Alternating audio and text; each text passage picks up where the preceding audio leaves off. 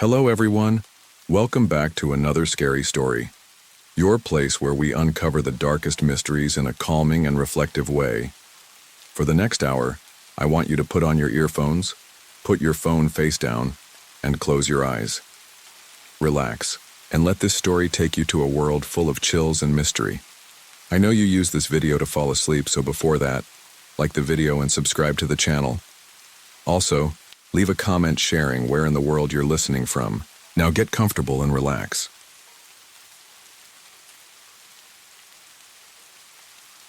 Our house wasn't like the ones the kids in town had. It wasn't new or neat. It was old, crooked, and creaky, and I was sure it had stories that no one had told. The farmhouse stood on Hollow Creek Road, surrounded by thick woods that seemed to swallow everything around them. People in town called it the haunted farmhouse, though no one would admit to ever stepping inside. It wasn't a place for kids like me to be alone at night, but I didn't really have a choice. My brother Jake and I shared a bedroom on the top floor, in the room with the squeaky wood floors that groaned every time the wind picked up. Jake always slept in the top bunk, the loudest snorer I'd ever met, but he was bigger than me, so I didn't mind. He was my older brother, after all, and the way he'd pretend to be the brave one made me feel like maybe it wasn't so scary after all. The house had always been a little strange. The floorboards didn't squeak in the usual way. No, these boards groaned like they were holding something in, like something wanted to get out. When the wind howled through the trees, it felt like the house held its breath. Sometimes I would hear tapping, soft and slow, coming from the walls, but I thought it was just the house settling. That's what Mom always said anyway. The farmhouse was even scarier at night, especially when the moonlight sliced through the curtains, making the shadows seem alive. The long hallways creaked under footsteps no one had made, and the stairs always groaned as if someone was walking down them. Mom and Dad's bedroom was down the hall, their door always shut tight. But at night it felt like we were the only ones awake in the house. Even though I tried not to show it, I was always afraid of the dark corners and the noises, but I couldn't tell Jake that. He was supposed to be the protector. That's what he said. It was the house that made the noises, I told myself. The wind that rattled the windows, the old house groaning in the night. But in the middle of that, darkness, it always felt like there was something more, something watching, something waiting. And it wasn't until that night that I knew I was right. The night started like any other.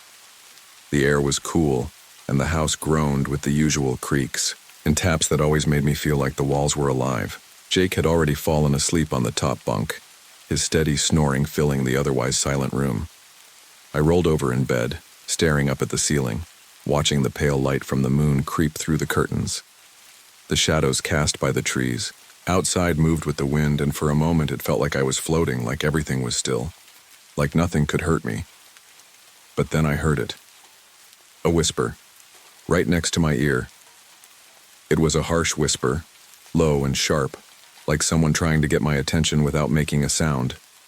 The voice was almost too soft to hear, but it wasn't my brother, and it definitely wasn't Mom or Dad. No. I froze. My heart skipped a beat and I held my breath.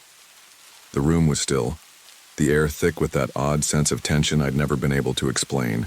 Jake didn't stir, still snoring above me. The whisper had come from somewhere close, too close. It was as if it was right there beside me. I couldn't move.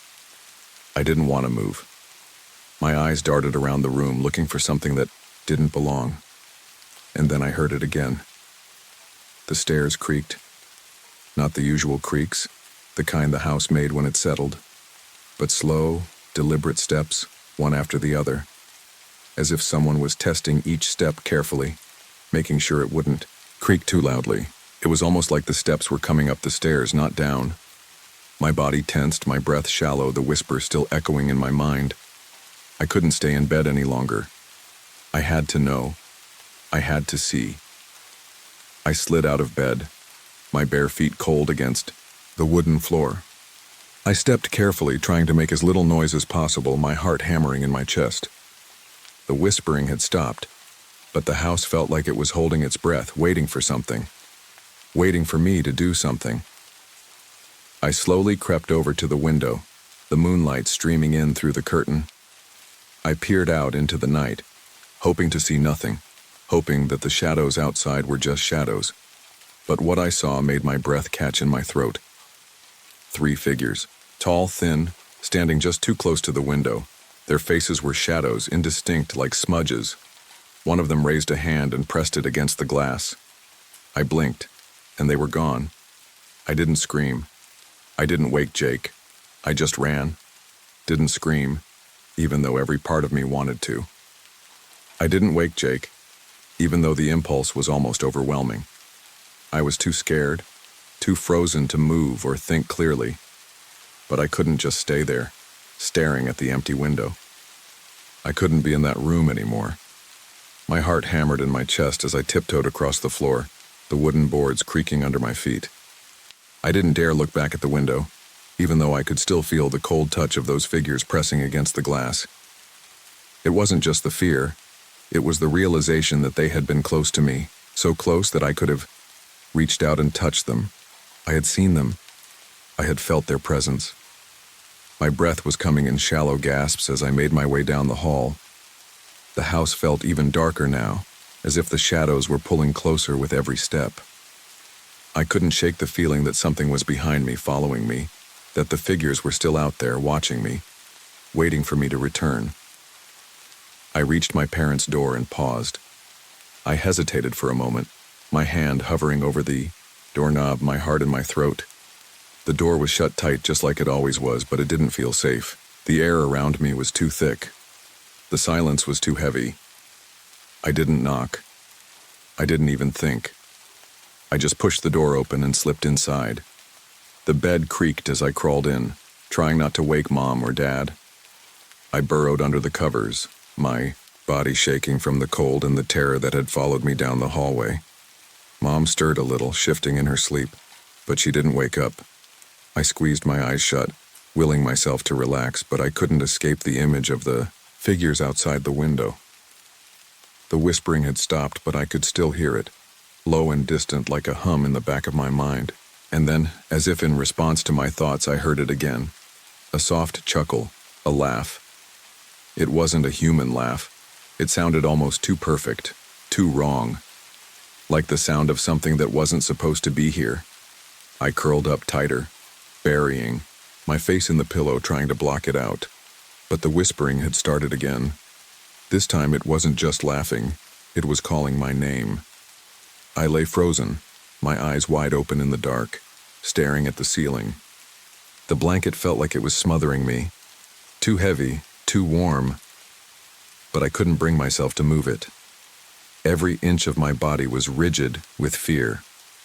The laughter from outside, the laughter that had been so faint, so distant, was growing louder, now more distinct. It wasn't just a sound anymore, it was a presence, a chilling presence that was creeping closer with every passing second. My breath caught in my throat as I realized the laughter wasn't just echoing in my mind. It was coming from somewhere in the house, somewhere near. I strained my ears, trying to locate where it was coming from. The sound seemed to fill every corner, swirling through the walls and the hallways like it was coming from everywhere at once. It wasn't just a single laugh. It was more than that. It was a chorus of voices, overlapping and merging, blending into a twisted, guttural sound that made my skin crawl. I glanced over at Mom and Dad's bed. They were both asleep, their breathing steady and slow. I wanted to wake them, tell them what I had seen, what I had heard, but I couldn't make the words come out. The laughter had taken over my mind, and no matter how hard I tried to focus, I couldn't think straight. I felt the bed shift slightly as I moved, but I didn't want to make any more noise. I was terrified of drawing attention to myself. If they came into the room, would the laughter stop, or would it follow them like some terrible shadow? I held my breath, hoping for silence, but it didn't come. The laugh grew louder. It was close now, too close. I could feel it vibrating in my chest, in my bones. It was as if the entire house was alive with the sound, and I was trapped inside it. The whispering started again. This time, it was clearer, sharper, like it was speaking directly into my ear. I couldn't move, couldn't scream. All I could do was listen. "Come out," the voice whispered, its tone so cold and inviting at the same time. "We're waiting for you." My heart stopped.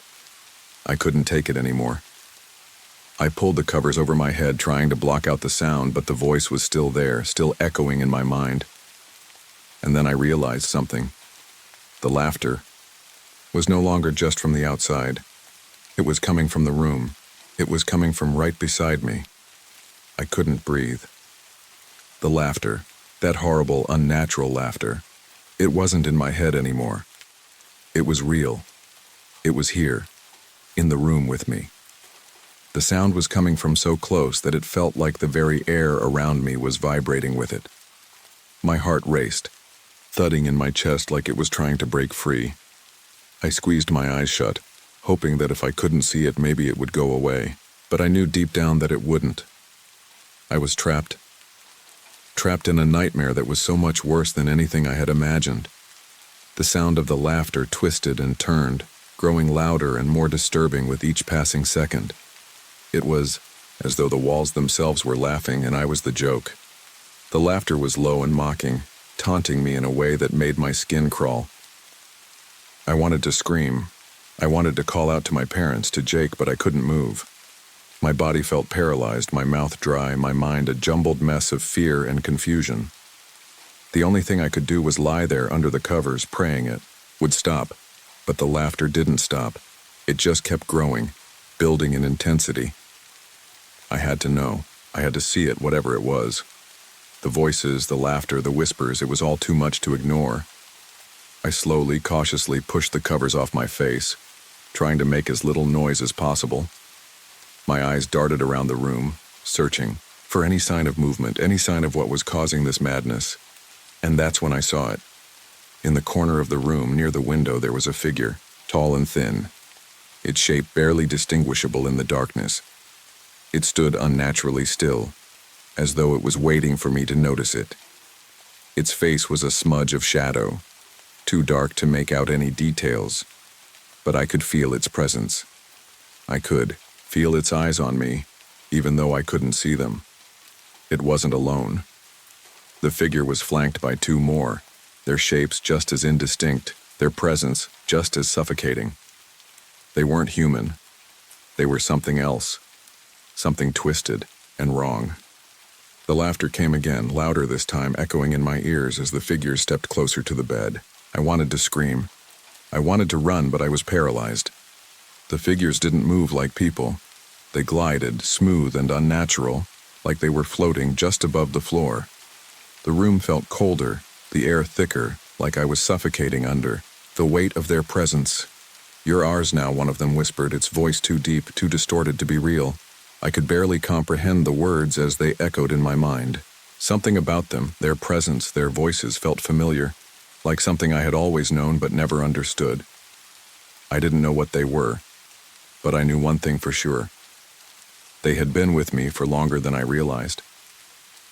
The realization hit me like a punch in the stomach. These weren't just random figures. They had always been here, in the house, in the woods, watching, waiting. I tried to move, tried to scream, but no sound came out. My chest felt tight, like the air itself was pressing in on me, suffocating me. And then, without warning, the figures stepped forward, their cold, clammy hands reaching toward me. The last thing I remember was the pressure of their touch, cold and unrelenting. The next morning, the house was still, silent. The whispers were gone, the laughter had stopped. It was as though nothing had ever happened. But I knew better. I knew that the figures, the laughter, they weren't gone. They were still out there, still waiting. And someday when the darkness crept in again, they would return and they would come for me.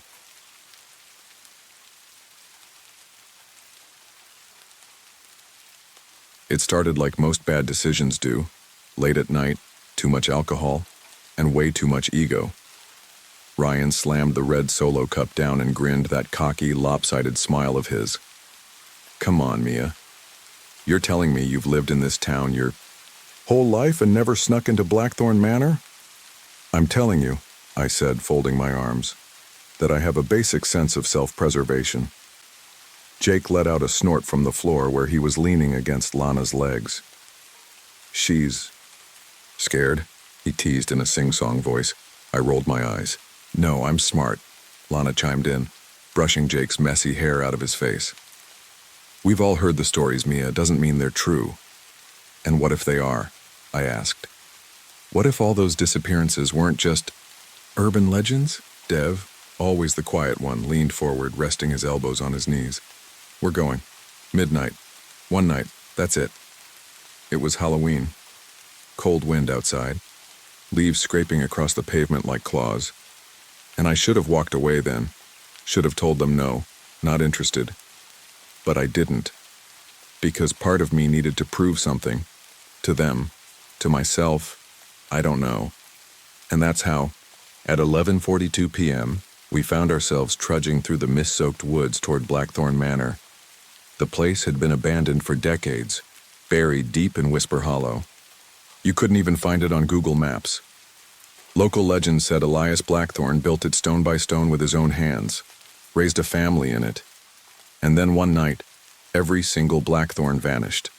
No bodies, no signs of struggle, just blood smeared across the walls, and a half-written journal on the dining table. As we reached the tree line, the silhouette of the house loomed out of the fog like something from a nightmare. 3 stories tall, gables like jagged teeth, windows like hollow, watching eyes. Hell of a fixer-upper, Ryan muttered. Jake pushed open the rusted gate, which let out a long, groaning wail. Home, sweet home. I hesitated. My stomach twisted. The kind of twist you get right before a car crash or bad news. Still time to turn back, I offered weakly. Lana squeezed my arm. We're fine. It's just a house. But the moment we stepped inside, I knew it wasn't just a house. The air hit me like a wall, hot and wet, like stepping into a greenhouse filled with rotting plants.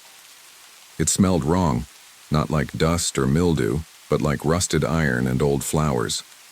Lilies. Funeral lilies. Our flashlights cut through the dark, beams bouncing off decayed wallpaper and shattered chandeliers. The floor creaked with every step, loud and splintery. It felt like walking on bones. Dev pulled out his phone to take a picture. No service, he muttered. Of course there wasn't. There never is. Okay, Ryan said, his voice too loud, in the suffocating stillness. Let's do a quick loop.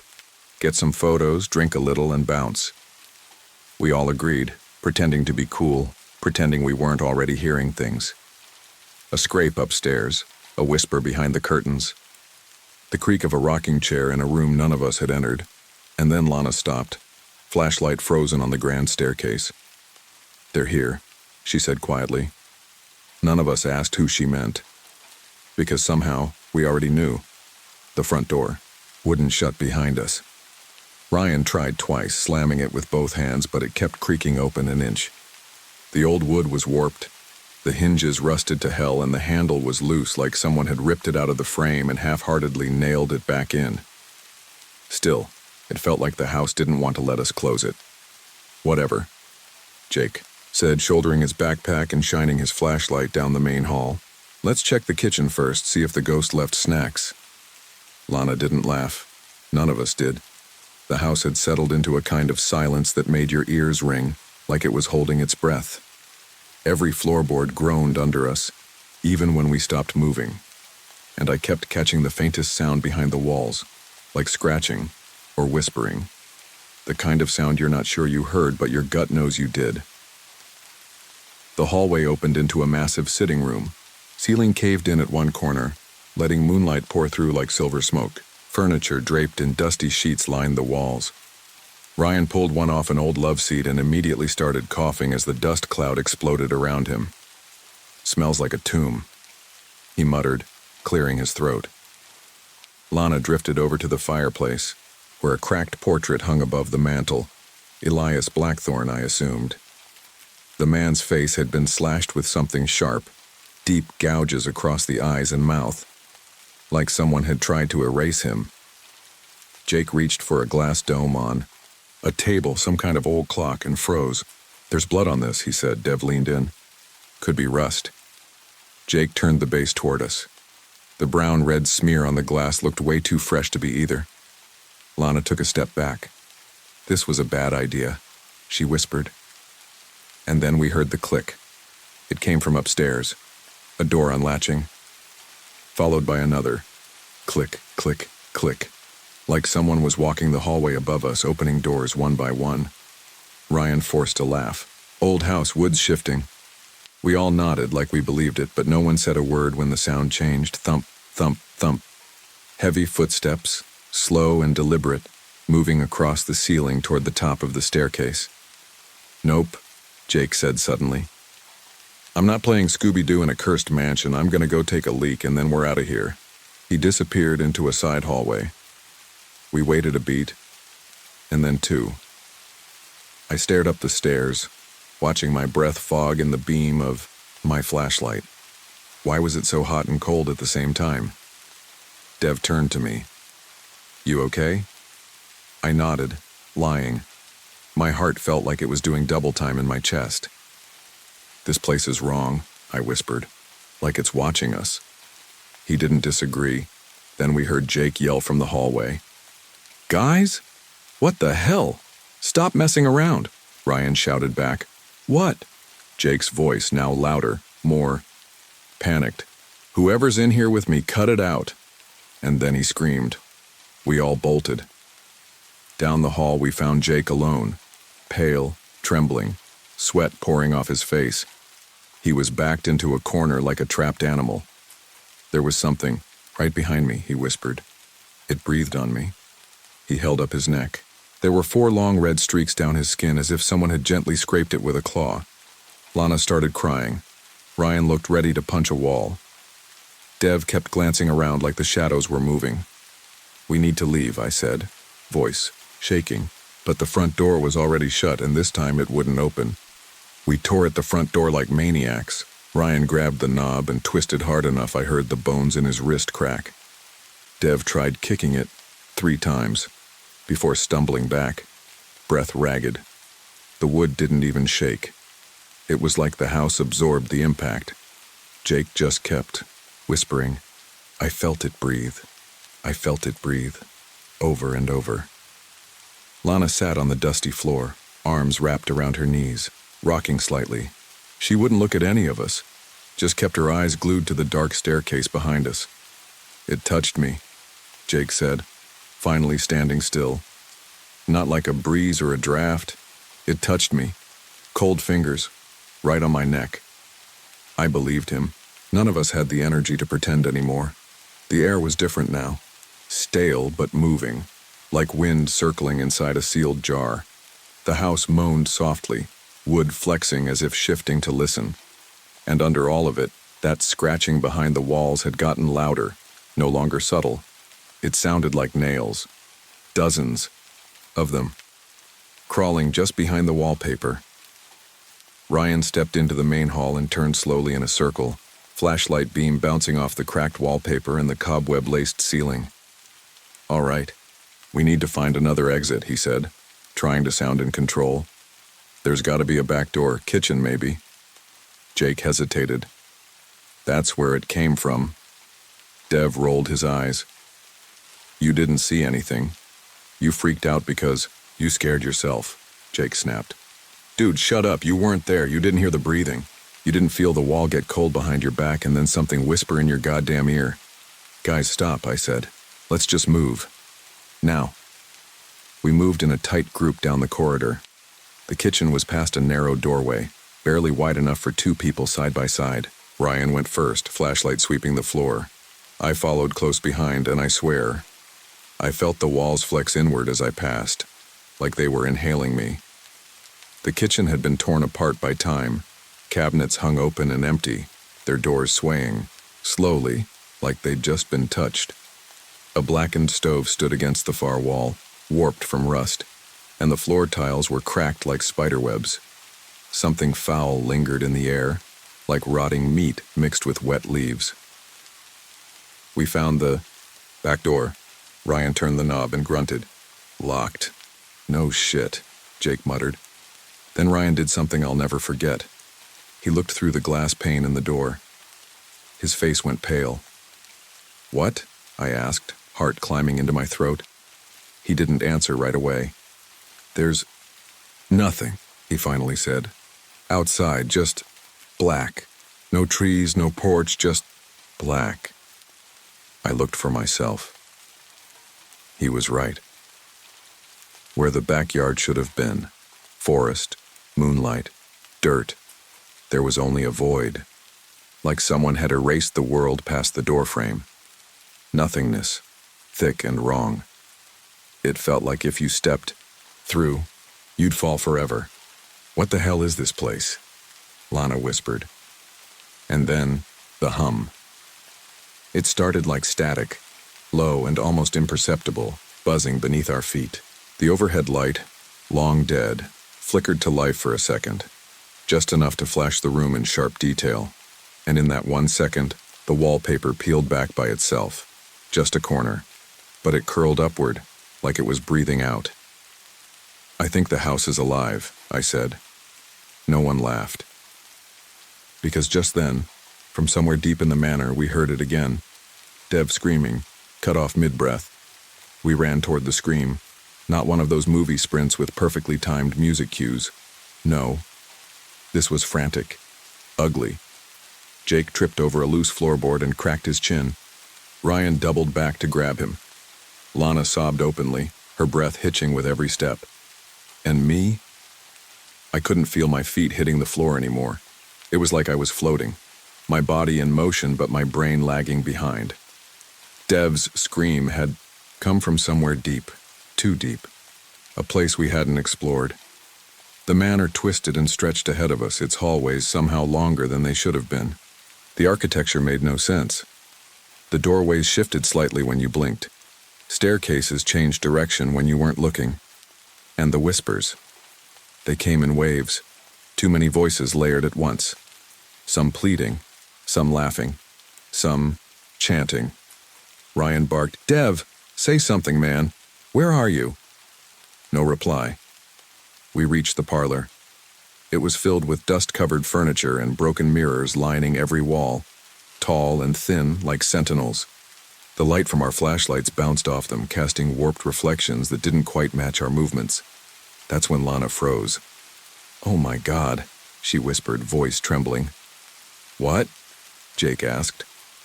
She pointed toward one of the mirrors. Dev.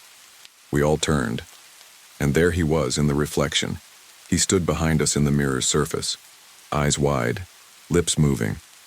He was screaming something, but there was no sound, just his mouth opening and closing in desperation. We turned around, no one there, only in the mirror. Jake reached out to touch the glass. "Don't," I said, but it was too late. The moment his fingers grazed the surface, the mirror rippled like water. For a split second, Jake's reflection didn't follow. It stood still, smirking. Jake yanked his hand back, stumbling into a chair. "I'm done. I'm fucking done," he gasped. Ryan stepped up to the glass. "Dev," he whispered. "Can you hear us?" Dev nodded fast, panicked, and then something dragged him away. His reflection jerked sideways and vanished into the black. His scream warped, echoed, and then nothing. Just empty mirror again. Lana lost it. She bolted. "Lana," Ryan shouted, chasing her through another archway. Jake and I followed, though. I swear the floor tilted slightly as we moved. We found her in the upstairs hallway, on her knees, sobbing in front of a door with Elias Blackthorn's name carved above it. She was muttering over and over. He knew. He knew it was alive. He fed it. "What are you talking about?" I asked, kneeling beside her. She pointed toward the door. "It's in there. I don't know what possessed us to open it. But Ryan did." Inside was a library, walls lined with crumbling books, a fireplace with cold ashes, and in the center, an old wooden desk. On it, a journal, bound in cracked leather, pages yellowed with age. Elias Blackthorne's writing was jagged, frenzied. The ink scratched deep into the page like he was carving, not writing. We flipped to the final entry. It read, "It will never stop. Not while it's hungry. It always takes one, sometimes two. The walls are its mouth, the doors its breath, the mirrors its eyes. I tried to stop it, tried to warn them. Now I hear my family whispering through the walls. I'm sorry. If you're reading this, it's too late. The house chooses, the house remembers, and the house is starving." I felt sick. My stomach clenched like I'd swallowed ice. Ryan stepped back, whispering, "We need to get out. I don't care how." But before he could move, the door slammed, shut behind us. The fireplace roared to life on its own. The mirror above the mantel lit up with Dev's face again, his eyes black, mouth stitched shut. Behind him stood something enormous, twisted, too tall. Its head scraped the ceiling. It looked at us and grinned. I don't remember screaming, but my throat burned. The fire in the hearth roared like a jet engine, casting flickering shadows that danced like they were mocking us. Dev's stitched-up face in the mirror pulsed like a heartbeat. The thing behind him, taller than a man, thinner than anything natural, pressed closer. I could see its ribs expanding and collapsing like it was breathing through the glass. Lana started pounding on the door with her fists. Let us out," she cried again and again. Her voice cracked until it was just air and spit. Jake sat slumped against the bookshelf, eyes glassy. "This isn't real," he muttered. "We're hallucinating. Maybe someone drugged us. We ate those trail mix bars. Maybe they were bad. Maybe we're all just—" "Jake," I said, kneeling in front of him, gripping his shoulders. "This is happening. I need you to focus. We have to find another way out." Ryan had his back to the fireplace, watching the mirror like it might reach out and grab him.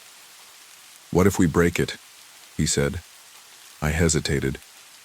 "It's not a mirror, Ryan. It's a window. I don't know what's behind it, but if you smash it, you might let it in." But he didn't wait.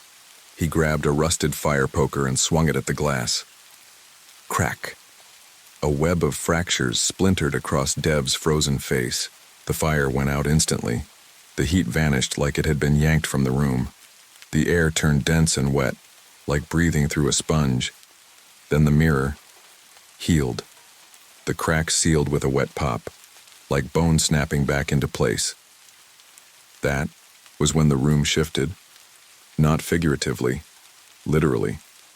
The walls bent inward like the room was breathing, like we were inside something alive and it had just woken up. Ryan backed up, mouth hanging open.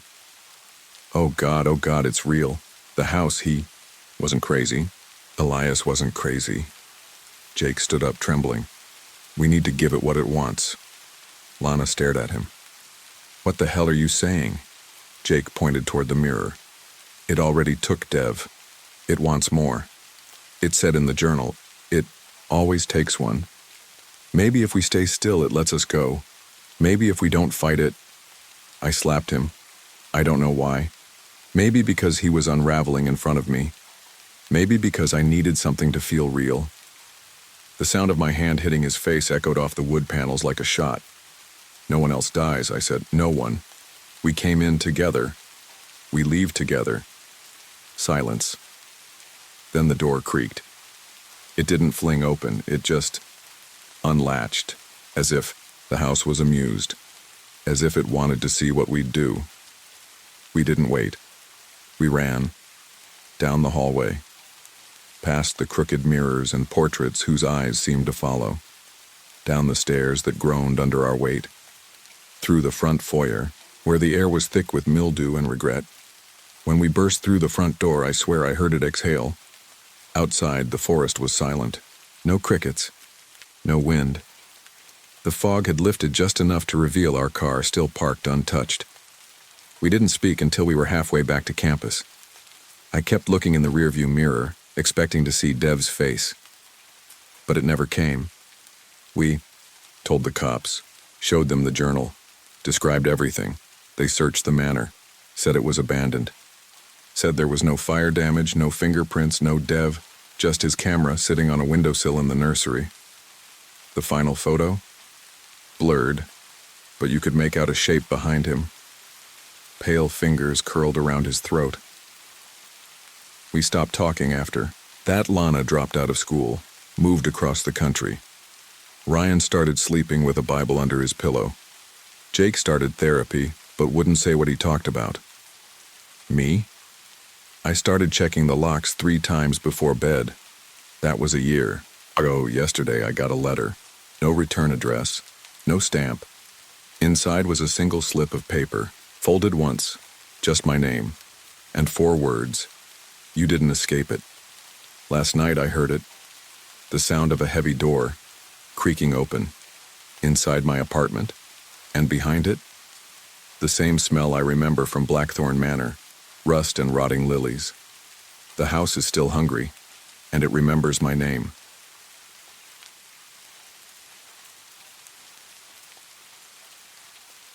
I never thought much about the history of Blackvale. It was a small town, the kind of place where everyone knew everyone else, and the only real excitement came from the Hallows' Eve festival each year. It was an event we all looked forward to. A chance to gather in the square, light bonfires, put on masks, and tell spooky stories around the flickering flames.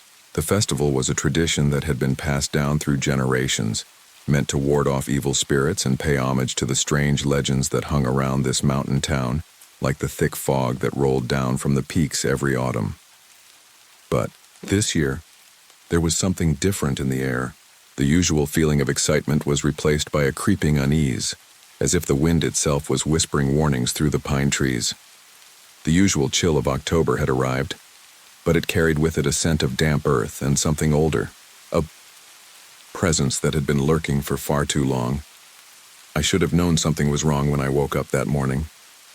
The sky was overcast, the kind of gray that made you feel like the day would never fully start.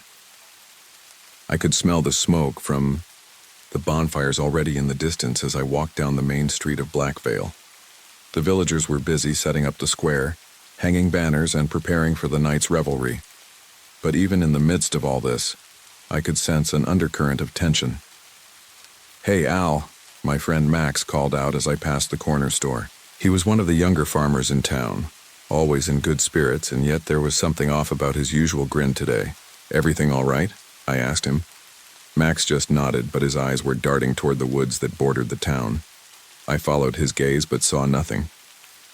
Yeah, fine," he said, clearing his throat. "Just be careful tonight, all right? You know, with the festival and all." His voice dropped to a whisper, though there was no one else around. "People are talking." I frowned. "Talking about what?" He shook his head, glancing over his shoulder. "I don't know. Just weird stuff. Things we don't usually talk about." Max gave a small chuckle, but it was strained. "Maybe I'm just tired. See you later, Al." I wasn't sure what to make of it. The stories about Blackvale's history weren't exactly something people liked to dwell on. It was one of those towns where the past was best left buried, and that's how we all liked it. But I had heard the whispers in the wind before, the ones that carried tales of a nobleman named Lord Malric. According to the elders, he wasn't just a man. He was something else entirely. A vampire, they said. A vampire king who once ruled these lands centuries ago, demanding tribute in the form of livestock, gold, and, on the rare occasion, blood. The villagers had rebelled and burned his castle to the ground, but the legend went that Malric had never died. He had only waited, but that was just a story. A legend. At least that's what I thought. By the time the sun set and the bonfires were crackling to life, the uneasy feeling had settled deep in my chest. The square was packed with villagers wearing elaborate masks, laughing and chatting as they filled their mugs with cider and beer. I tried to push away the sense of dread that hung in the air, telling myself it was just the nerves that came with the holiday. I was about to make my way toward the bonfire when I saw him, the stranger. He appeared from the tree line at the edge of the square. his cloak trailing behind him like a shadow. The way he moved was unnatural, too quiet for a man of his size, his movements deliberate and slow, as though he was walking through water. He wore a wide-brimmed hat that cast his face in shadow, but I could feel his eyes on me. The villagers grew silent as the stranger approached, their faces flickering in the firelight. A strange hush fell over the crowd, and I felt my heartbeat quicken. This wasn't part of the festival.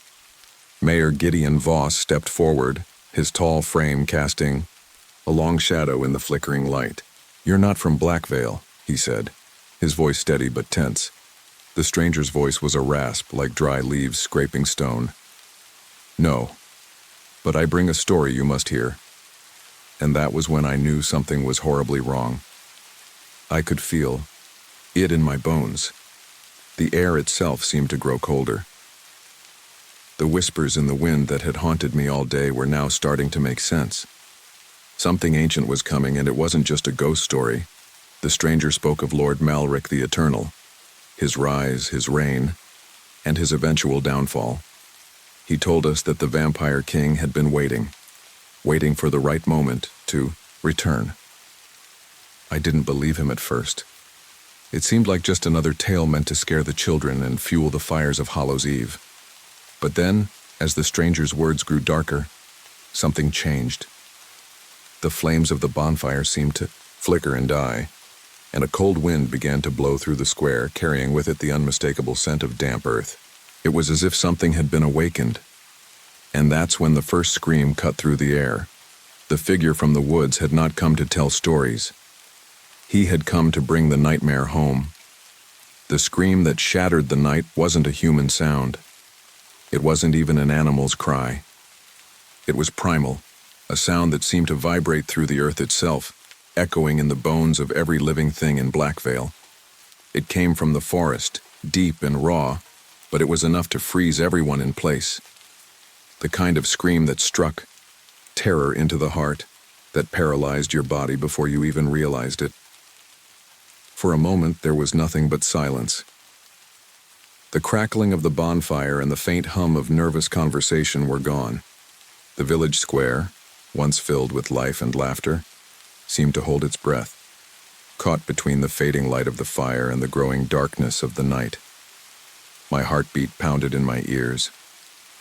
Then came the rustle from the woods, soft at first, like the wind moving through the trees, but this wasn't the wind. There was something following it, something that didn't belong. Gideon Voss, the mayor, had frozen too, his face pale beneath the glow of the firelight. His lips moved, but no words came out. The air had turned thick with an unnatural stillness, as though time itself had been, stretched and we were all caught in its grip. And then they emerged. Figures pale as moonlight moved through the trees with terrifying speed. At first they were little more than shadows, indistinct and hazy, but they quickly became clearer, too clear, in the flickering light of the bonfire. They weren't human. They were something else entirely, tall, gaunt figures, with skin that seemed to glimmer in the firelight like marble statues come to life. Their eyes gleamed with an unnatural crimson, glowing like dying embers, and their movements were too fluid, too graceful, as if they didn't need to touch the ground to walk. They were vampires, Malric's servants, just as the stranger had said. The crowd was paralyzed, caught in a moment of pure disbelief. The masks that had been worn for fun earlier in the evening suddenly felt like a mockery. These weren't the playful spirits we'd expected to see. These were real, and they weren't here to celebrate. "Run!" someone screamed, and that was all it took. Panic erupted. People stumbled over each other, desperate to escape, but there was no way out. The town square, once open and wide, now felt like a trap. The vampires moved with terrifying speed, darting between the panicked villagers with an inhuman swiftness. One of them reached out and grabbed a woman by the arm, his fingers digging into her skin like claws. She screamed, a sound that was cut off as quickly as it had begun, and the vampire pulled her into the darkness, vanishing with her as if she had never existed. The wind howled through the trees, a cold, bitter gust that seemed to bring with it a sharp taste of decay. The bonfire flickered violently as if fighting to survive against the encroaching darkness. But there was no escaping it. I turned to run, but my legs felt like lead. Every instinct told me to flee, but some force stronger than my own will held me in place. It was as if the ground itself was frozen beneath me all. I heard someone yell. It was Max, his face wide with terror as he grabbed my arm. His grip was strong, but his eyes were filled with panic. "We have to get to the church," he said, his voice trembling. "It's the only place that might still be safe." Without thinking, I nodded, and we ran together toward the old stone church that sat at the edge of the village, its spire looming over the trees like a silent sentinel. The church had always been there, standing since the founding of Black Vale, its thick walls and high windows a symbol of faith and protection. If there was any hope left in this town, it was inside that church. As we ran, I could hear the screams, echoing from the square. The sounds of desperate footsteps, of doors slamming shut, of children crying. There was no safety to be found in the open, not with the vampires hunting us like animals. My heart was racing in my chest, my breath coming in short gasps, but the church was still a distant blur on the horizon. We reached the church door and Max yanked it open with all his strength. The old hinges creaked in protest, but we didn't care. Inside, the air was thick with dust, but it felt like the first breath of air we had taken in what felt like hours. The door slammed shut behind us, and I could hear the sound of someone pounding on it from the other side. We weren't alone in the church. There were others there, villagers who had made it inside before us, huddling in the pews, their eyes wide with fear. They were whispering to each other in frantic tones, but the atmosphere was one of hopelessness. They knew, just as I did, that the walls of the church might not hold much longer. Max pulled me toward the altar where the old priest, Father Tomas, stood muttering prayers in Latin. His hands were shaking as he held up a cross, his voice barely audible over the pounding of the doors. "We must pray," he said, his voice cracking. "We must call on God to save us." But there was no answer. As the wind howled outside, I caught sight of something through the stained glass window, pale figures moving around the church, circling it like vultures. They were waiting. And that was when I realized the truth. There was no protection left in Black Vale. The firelight that had once warded off the darkness had only drawn it closer. And now, the darkness had come. The hours that followed felt like a blur. Time stretched, contorting itself as we huddled inside the cold stone walls of the church, trying to make sense of what had happened and what was coming. Outside, the wind continued to howl, and every now and then we could hear the distant thuds of boots or the sound of something heavy slamming against the church doors. Max was pacing back and forth near the altar, his face pale, his eyes wide with fear. "They're out there," he muttered under his breath, his voice tight with panic. "How many of them are there? Why didn't we hear about this before?" I couldn't answer. The truth was, I didn't know. I had lived in Black Vale all my life, and though I'd heard the whispers of the past, I never thought any of it was real. Not like this. Not with the fear that seemed to cling to the air like fog. I could almost taste it, the metallic tang of terror in my mouth, the suffocating weight of something ancient closing in. Father Tomas was still standing at the altar, clutching the cross tightly in his hands, his lips moving in a continuous prayer. But the words felt hollow. The church, which had always been a place of solace, now felt like a tomb. The stone walls, thick and sturdy, should have been a barrier, but now they felt more like a prison. The vampires, Lord Malric's servants, were out there circling, waiting for us to make a mistake. They were patient, like predators, and it was only a matter of time before they found a way in. I walked over to one of the stained glass windows and peered through the dusty glass, my heart pounding in my chest. The night outside was unnaturally dark. The bonfires from the square were long gone, replaced by the faint glow of the moon, casting eerie shadows on the ground. The vampires moved in and out of the darkness, their pale figures blending with the night. Their eyes glowed faintly, crimson embers in the blackness, as if they were watching us, waiting for us to show ourselves. I turned away, my breath shaky. The realization hit me like a slap in the face. We weren't just dealing with random creatures of the night. These were vampires, and they weren't here by accident. Lord Malric, the Vampire King, had come back. "We need a plan," I said, my voice rough from the fear building up inside me. Max stopped pacing and turned to me, his eyes wide. "What kind of plan, Al? You see what's out there, right? There's no plan that's going to help us now." His words hung in the air, heavy and hopeless. I wanted to tell him he was wrong, that there had to be something we could do, but I knew deep down he was right. We were out of options. Father Thomas interrupted our silence, his voice trembling. "I've seen evil before in my years as a priest," he said, his hands still shaking as he clutched the cross. "But nothing like this. Nothing that's so old. This is the kind of evil that doesn't die. It just waits." He was staring at the floor, his mind far away. "You're right," he said softly. "There is no plan. There's only survival now." The word struck me like a cold gust of wind. Survival. Was that all we could hope for now? To survive until the dawn? But I knew deep down that there was more to it. There had to be. Max wiped his brow, then took a deep breath. "If we're going to survive, we need to fight back. We can't just sit here and wait for them to come inside. I mean, we know what they are now, right? They're vampires. They can be killed. Maybe there's a way to stop them." Father Thomas looked up sharply, his eyes wide. "You don't understand, boy," he said, his voice rising. "These aren't the vampires of your stories. These are creatures that have lived longer than the land itself. They don't die easily." But Max didn't back down. He was frantic now, desperate for something to hold on to. "But they can die, right? There has to be something we can use. A weapon, a ritual, anything." I saw it then. The desperation in Max's eyes. The same one I felt in my chest. We were running on instinct now, clinging to the hope that we could fight back, that we could do something to stop Lord Malric and his army of vampires. Father Thomas seemed to hesitate, his gaze flickering between us. Finally he spoke, his voice quieter this time.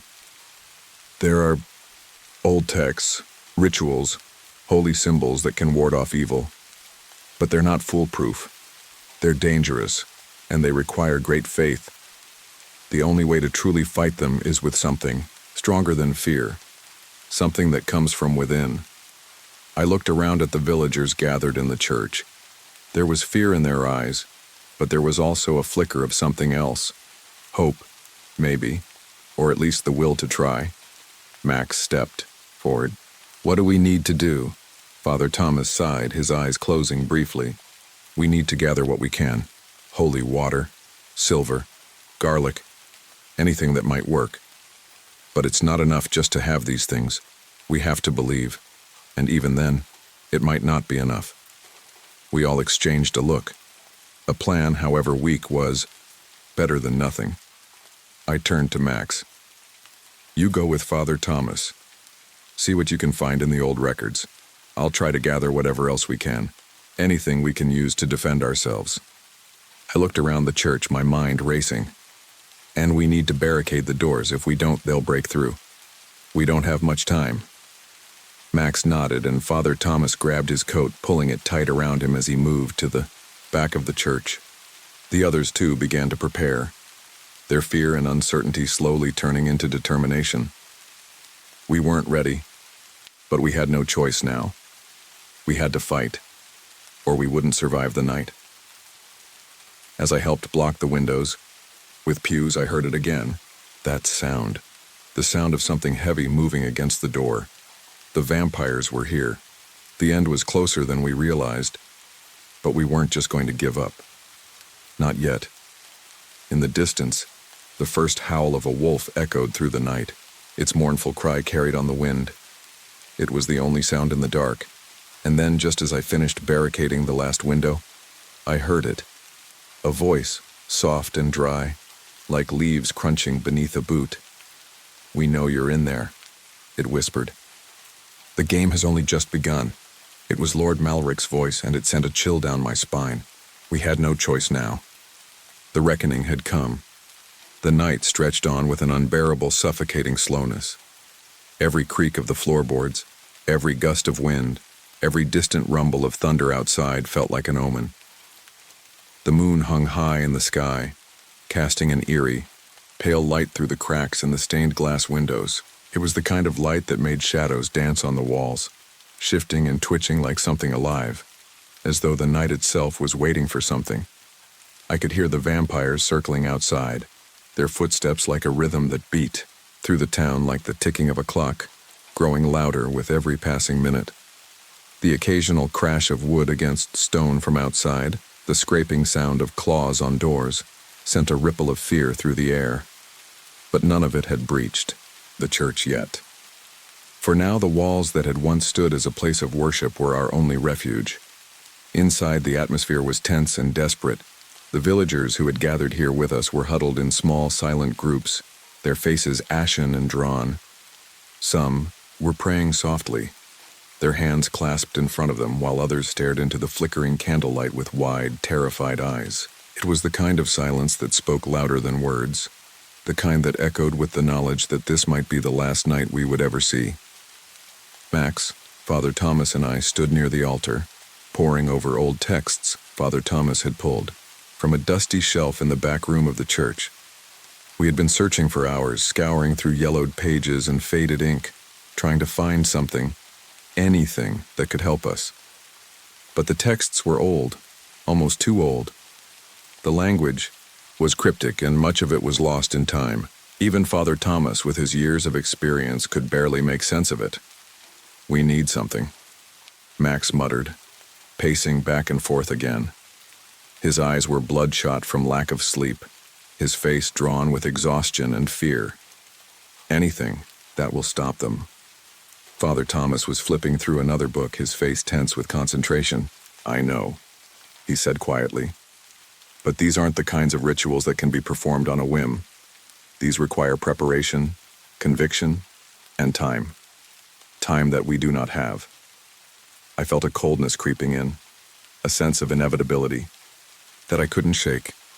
The vampires were getting closer, and we had no real plan. We could try to pray, but we knew deep down that there was something beyond the walls of the church that was more powerful than our prayers. Suddenly, a sharp bang on the church doors snapped me back to reality. It wasn't like the random thumping we'd heard before. This time it was deliberate, strong, intentional, like a warning. The villagers jumped at the sound, their faces filled with terror as the windows rattled from the force of the blow. Max clenched his fists. "They're here," he said, his voice thick with fear. We all went silent, listening for any other sounds. The low growl of something large moving in the shadows, the scrape of claws against the door. It felt like the entire world had come to a standstill, as if the night itself was holding its breath. Father Thomas walked over to the altar, his fingers brushing against the worn surface of the wood. He muttered a prayer under his breath, his eyes distant, as though he were trying to reach something beyond the physical world. "This is our last chance," he said, his voice steady but filled with sorrow. "We must prepare." Max and I exchanged a look, but neither of us spoke. We were all on edge, caught in a struggle between the will to survive and the cold, creeping dread that gnawed at us from every corner of the church. "We need to defend this place," I said, my voice quiet but firm. "Father, do you have anything that could help? Anything stronger than prayers?" Father Thomas looked at me, his expression unreadable. "There is something," he said slowly, his voice almost lost in the silence. "But it's not a guarantee. I've heard of rituals, sacred rites that can repel even the darkest of creatures, but..." He hesitated, his hands shaking slightly. "But they require blood." I didn't know if it was fear or something else that made me stiffen at his words. "Blood? Yes," he replied. "A sacrifice, a life given willingly. Without it, the ritual will fail." I felt a cold pit form in my stomach. Who would give up their life for this?" I asked, my voice barely above a whisper. The idea of blood sacrifice seemed like an ancient, barbaric thing. something that belonged to legends, not to the real world. Father Thomas looked at me, and for the first time since this nightmare began, I saw a flicker of doubt in his eyes.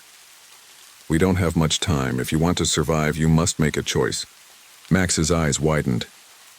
"No, you can't mean—" Father Thomas cut him off, holding up his hand. "I do not wish for any of you to die. But if we do nothing, we will all die tonight. The only other choice is to wait for them to come in." There was a long pause. The thumping on the door grew louder, accompanied by a faint scraping sound. Then we heard it. The sound of something dragging against stone. Slow, deliberate, as if it was toying with us. The vampire's voice came again, dry and rasping. "We know you're in there. Come out and join us. Your time has come." I felt the hair on the back of my neck stand on end. They were playing with us. They weren't going to stop until they had us. Max turned to Father Thomas. How can we be sure it'll work?" "I can't guarantee it," he replied, his voice grim.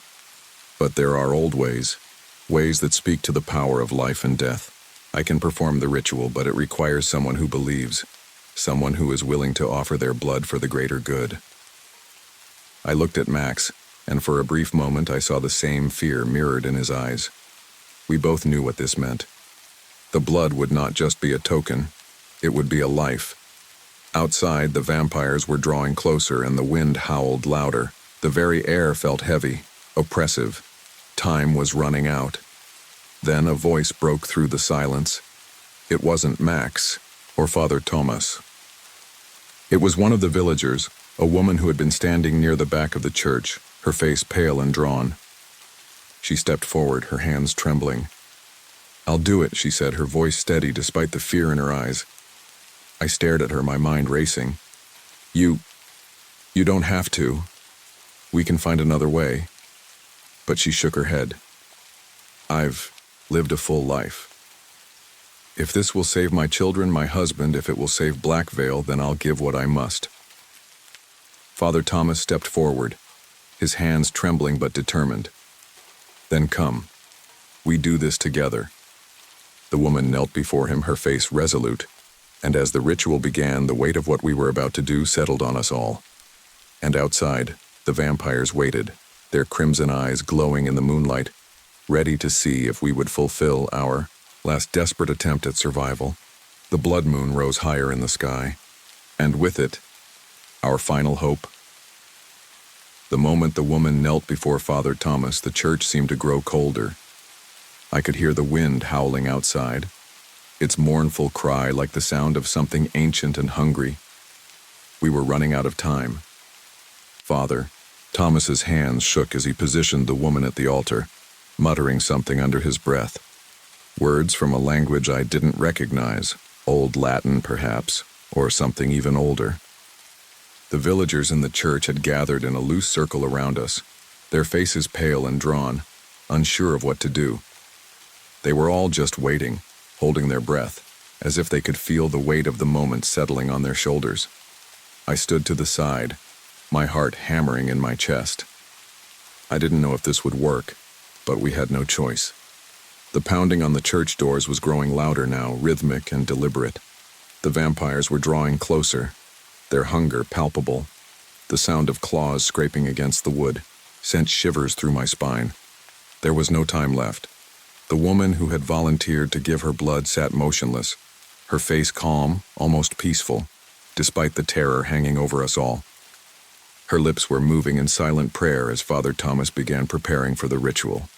He had placed a small silver bowl on the altar, its surface reflecting the dim light of the candles, and I could see the tremor in his hands as he cut her palm with a small dagger.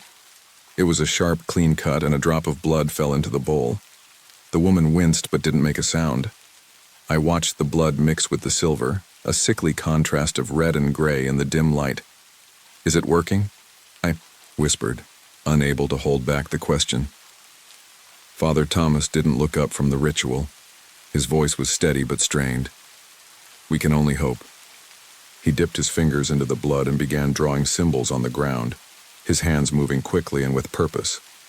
The air in the church seemed to thicken with every motion, and the temperature dropped another few degrees. I could feel it, an eerie chill creeping into my bones as if something far older than us was waking up, rising to meet us. Suddenly, there was a sharp crack, like a whip of thunder. The doors of the church shuddered violently as if something heavy was battering them from the outside. I flinched, my breath caught in my throat. The vampires were close. I could feel their presence, the oppressive weight of them like a shadow pressing down on the church. Father Thomas raised his arms high above his head, chanting louder now, his voice a deep, guttural rhythm. The woman who had given her blood was trembling, but she didn't move. She was resolute, and her sacrifice felt like the only thing standing between us and annihilation. As the ritual reached its peak, the wind outside screamed louder than before. The walls of the church shook, and I could hear the vampires growling outside, their voices like whispers carried on the wind. They were so close now, too close. Their hissing, their breath, the soft thudding of their footsteps as they circled. The church was like a drumbeat announcing their approach. Then, as Father Thomas spoke the final words of the chant, there was a moment of absolute silence. The wind died down. The vampires stopped moving. Even the creatures outside seemed to hold their breath. It was as if the world had stopped spinning for just a fraction of a second. Then came the light.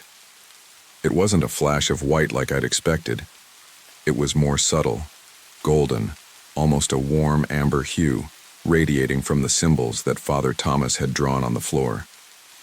The blood in the silver bowl shimmered, and for a brief moment I thought I saw something that looked like a reflection, something that didn't belong in the world of the living.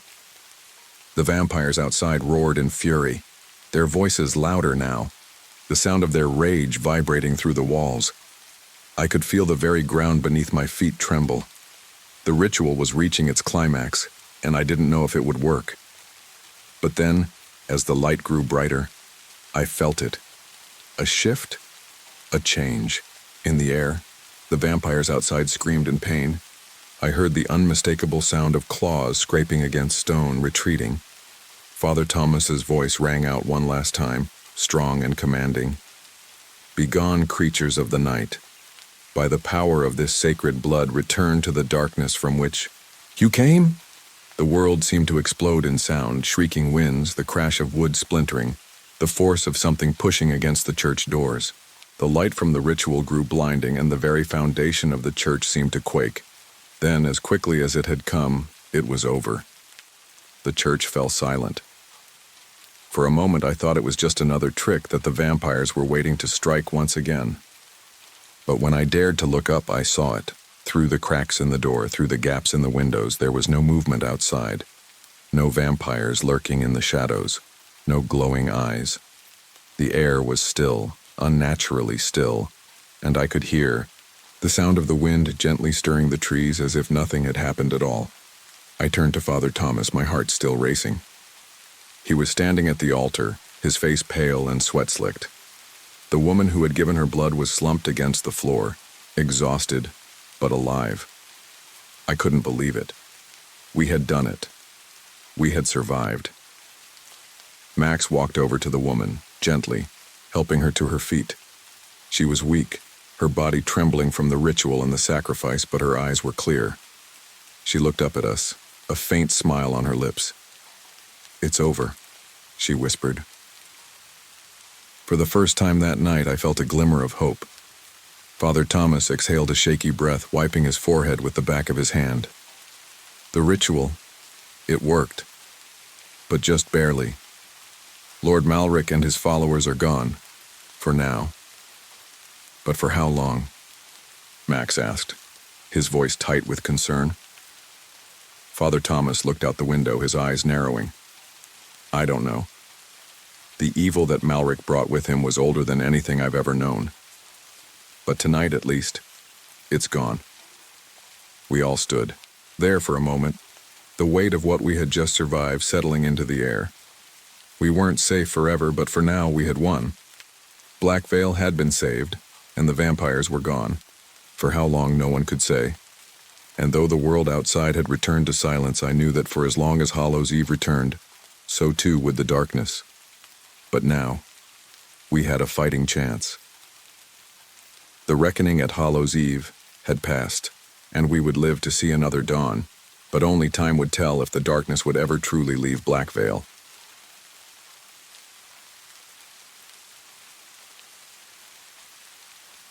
I never used to believe in urban legends, you know the kind. Kids disappearing, ghost trains, haunted tunnels. I'd laugh them off. I'm the guy who needs logic, facts, something you can touch. But that was before Halloween night, before Blackwood. Station, it started simple. I had a shift that ran late, overtime at the shipping yard. My phone died around 10:30 p.m. and the battery pack I usually kept in my bag, gone. Must have slipped out at work. I wasn't worried, though. I knew the 84 bus ran every hour, even late. So I made my way to the stop like I always did, except it never came. I waited. First 15 minutes, then 30. The streets were dead. Not even a drunk stumbling around in costume, which was weird for Halloween. No cars, no wind. Just the low hum of street lamps and the steady, almost rhythmic drip of a busted gutter nearby. I decided to walk. Figured I'd cut through the old industrial district. Faster, even if a little sketchy. That's when I saw it. At the end of Birch Street, where the pavement buckled and the weeds grew high, a rusted sign hung from 2 chains. Blackwood Station. I swear it hadn't been there before. I'd walked this route a dozen times, but that night it looked lived in. The lights were on. The steps down were freshly swept. Curiosity got the better of me. I took a step in. Immediately, the air shifted.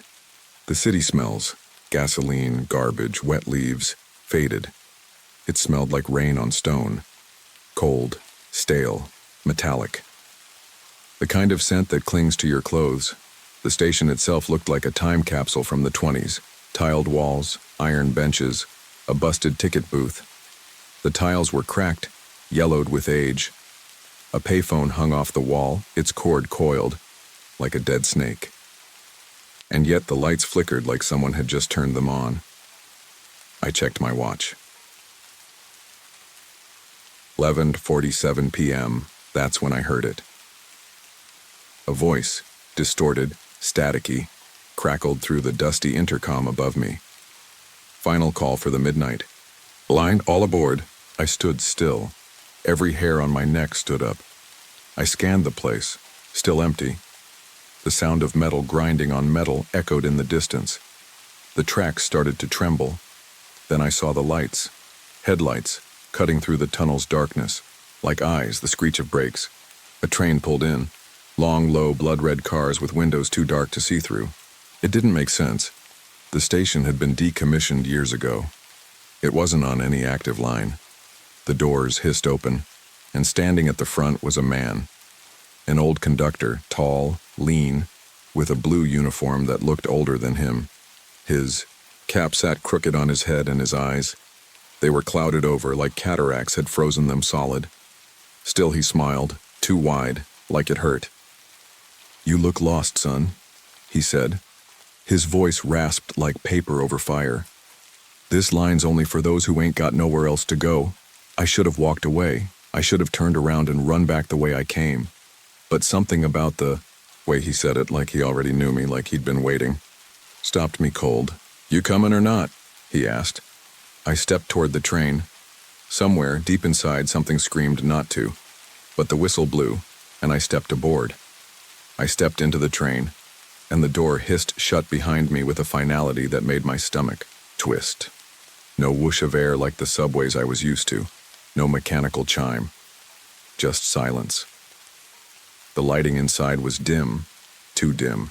Fluorescent tubes overhead buzzed and flickered, casting weird shadows on the floor, like the light couldn't make up its mind.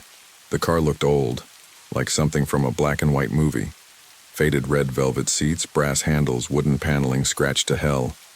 It smelled like mildew, warm metal, and something sweeter, like wilted flowers that had been left out. Too long. That's when I saw them. The passengers. They sat scattered across the car, unmoving, staring straight ahead like mannequins. I counted maybe 10 of them at first glance. One guy near the front wore a World War II uniform, actual wool, buttons gleaming faintly. His skin looked too pale, like wax. Further down, a woman in a wide-brimmed hat clutched a handbag like it was made of glass.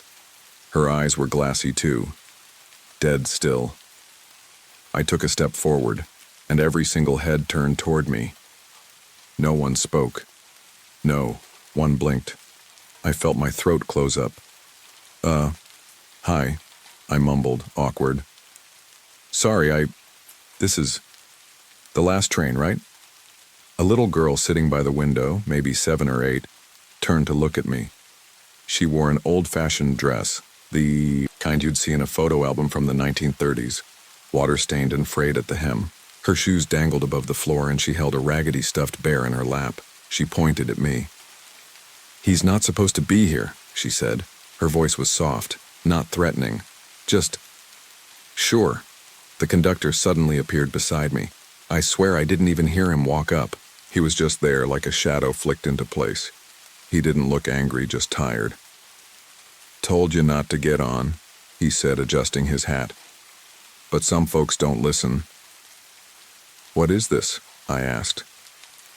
"Where does this train go?" He didn't answer, just walked back toward the front of the car and disappeared behind a sliding door. I turned to go after him, but then the train lurched forward violently, like it had been yanked by a chain.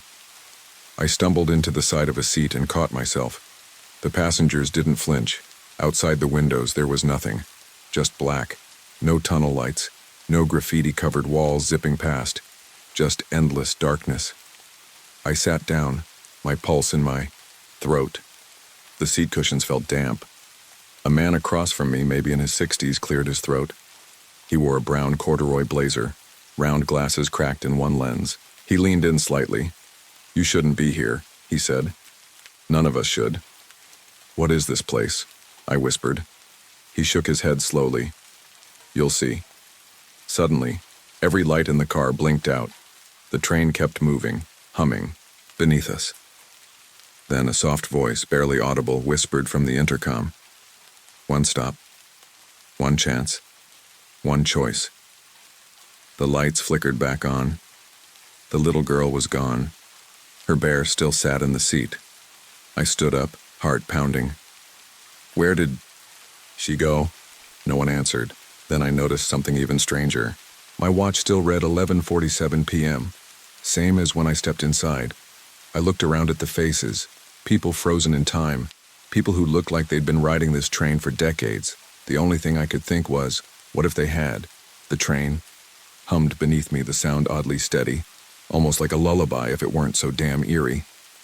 I stayed standing, knuckles white on the seatback, staring at where the little girl had been. Her stuffed bear sat slouched in the cushion, one glassy eye missing. I swear I could still feel her presence, like she'd just stepped into the aisle. A second before I turned, but she was gone. I checked my watch again. Still 11:47 p.m. I tapped the face. Nothing. No ticking. Dead. I made my way toward the front of the car, gripping the poles for balance as the train rocked slightly from side to side. The windows on either side were still pitch black, like we weren't moving through any real tunnel. Just nowhere. The sliding door at the front of the car creaked as I pushed it open. Beyond it was another car. Identical. Same seats, same flickering lights. Except this one was empty. Completely. No passengers, no bags, no echoes of conversation or presence. Just that smell again. Metal, mildew, and something else. Like scorched hair. Faint, but there. I hesitated at the threshold. Something felt wrong. Like walking into a room you're not supposed to be in. I crossed into the car anyway. The door slid shut behind me with a thud that echoed louder than it should have. "Hello?" I called out. My voice didn't bounce back like it would in a normal subway car. It just dissolved into the air, swallowed whole. I took a few more steps, trying to steady my breathing. That's when I saw it. A set of photographs taped to the window at the far end. Old, black and white portraits. 5 of them. Each face blurred but vaguely human. And under each one, a name. Kenneth, 1956. Dorothy, 1962. Hector, 1978. Naomi, 1985. Rachel, 1999. And then a blank space, with fresh tape marks, waiting for a sixth. I stared for a long minute, the hair on the back of my neck lifting like static. I didn't know what to make of it, but I knew I wasn't just on some weird old train. I was part of something. A low chime rang out, soft and hollow. Approaching Blackwood Station. Doors will open on the left. The voice was calm, mechanically pleasant, but I hadn't seen any station pass by outside. Hell, there wasn't even a tunnel out there, just infinite black. The lights above me flickered again, harder this time, and the car shook as if we hit a switch track. I stumbled and caught myself on the seat's edge. Ahead, through the front window, I could just make out the shape of a platform. Old, cracked, overgrown with vines. We were stopping. The train hissed as it slowed, and the doors slid open with a groan like old bones. I stepped out cautiously. The platform was half lit, the rest swallowed in fog. No exit signs, no maps. Just a wooden bench, rusted metal railing, and one flickering lamppost bending slightly, as if under some invisible weight. And then I heard it. Footsteps. Behind me. Spun, but no one was there. Then a whisper, barely audible, like breath in my ear. You can leave. If you walk away. I froze. The platform creaked beneath my shoes. The train sat behind me, humming, waiting. My brain screamed at me to run, but something deeper, something primal, kept me locked in place. I turned back toward the train. Inside, every single passenger was staring at me again, and this time, they were smiling. I should have walked. I know that now. But standing there on that cracked, fog-drenched platform, the train humming behind me like a living thing, I froze. It wasn't just fear.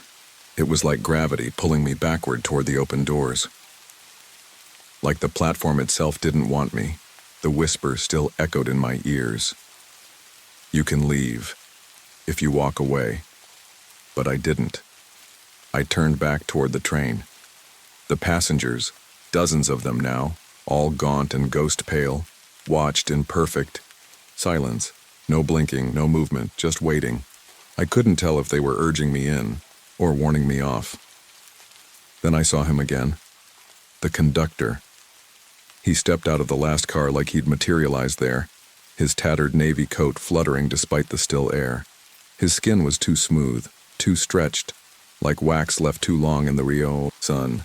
Those milky white eyes found mine again. You're still here, he rasped. I didn't respond. My throat had dried to sandpaper.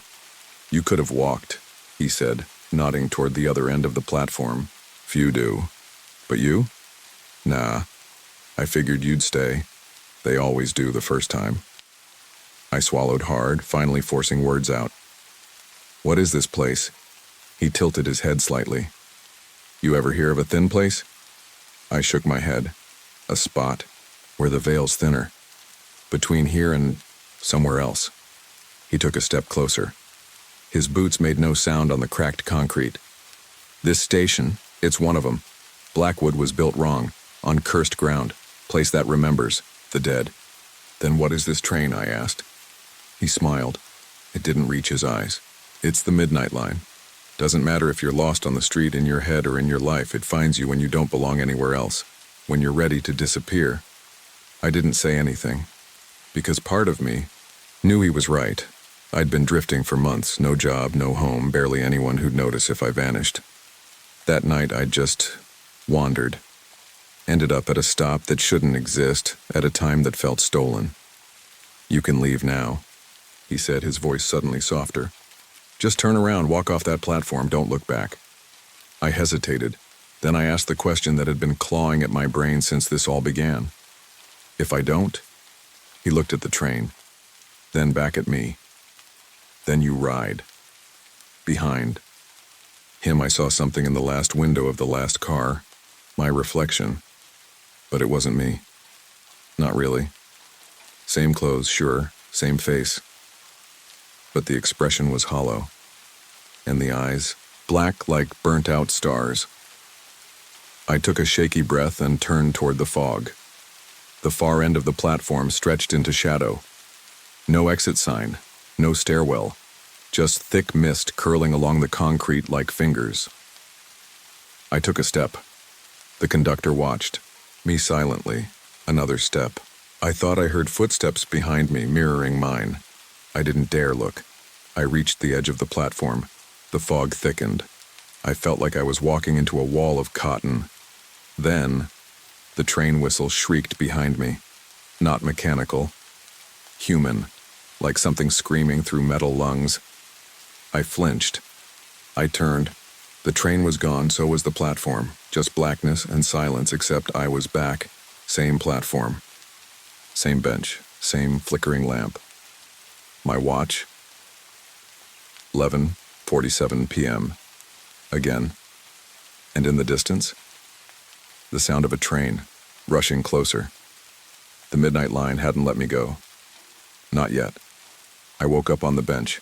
Same flickering lamp overhead. Same crack on the tile floor, like a jagged scar. Same time. 47 p.m. My watch didn't tick forward anymore. Not here. I rubbed my eyes, hoping, praying, I'd imagined it all.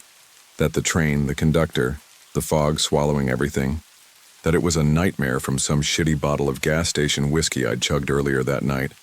But no. The rails hummed again, low, deep, a warning, and then came the voice. Final call for the midnight line. All aboard. It was clearer. This time, no static, no distortion. It sounded like a real conductor's voice. Except there was something in it. Like it knew me now. Like it was enjoying this. The train pulled in. Same faded blood-red paint. Same fog curling around the wheels like smoke from a dying fire. I didn't move. But the door opened anyway. And then, someone stepped off. It wasn't the conductor, it was me. I froze. It was like staring at my own reflection, but older, worn down. His skin sagged in places mine didn't yet. His hair had gone thin and colorless, his face sunken. He was me. Maybe 15, 20 years down the line. But his eyes, God, those eyes, empty, like someone had scooped out everything and left, the shell behind. He looked at me with this dull sort of sadness, like he already knew what I was going to do. "You can't outrun it," he said. "What is this?" I asked, my voice cracking. "Why me?" He tilted his head. "Because you hesitated, because you were lost. This place only finds people like that." I shook my head. "There's got to be a way out." "There was. You had it the first time. But you got back on." He looked past me toward the bench. "Now it's too late." I backed up. "No," I muttered. "No. I didn't ask for this." He didn't argue, didn't plead. He just turned and got back on the train. The doors stayed open. The air changed, heavier, like something was leaning in, pressing its weight on me. I looked at the platform. How endless it felt. How familiar. How it never changed. I looked at the train, at the flickering lights inside, at the passengers, still watching, still waiting. One seat was empty. Mine. I didn't want to board, but my legs moved. The second I stepped inside, I felt it. The weight of something sealing shut behind me, the hiss of the door, the finality of it. The conductor waited at the far end of the car. Same waxy skin, same eyes like milk glass marbles. He nodded. "No turning back now, son." I sat down. My reflection, my older self, was gone. In his place sat a girl, maybe 10. She wore a yellow dress soaked at the hem. Her skin was pale blue, her hair matted and tangled. She looked at me and smiled. A sad, knowing thing. "You're new," she said. I didn't answer. She tilted her head. "You'll forget soon. We all do. Eventually." The train began to move, but this time the window stayed black. No passing streets, no lights, just an endless void, stretching forever, and I knew what was coming. Every night, 11:47 p.m. Every night, the same ride. The same choice. The same trap, and now, I was part of it. Not a passenger anymore.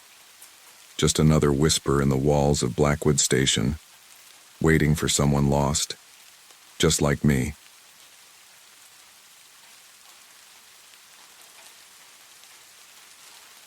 I always thought I was a fairly sensible guy, or at least I like to think so.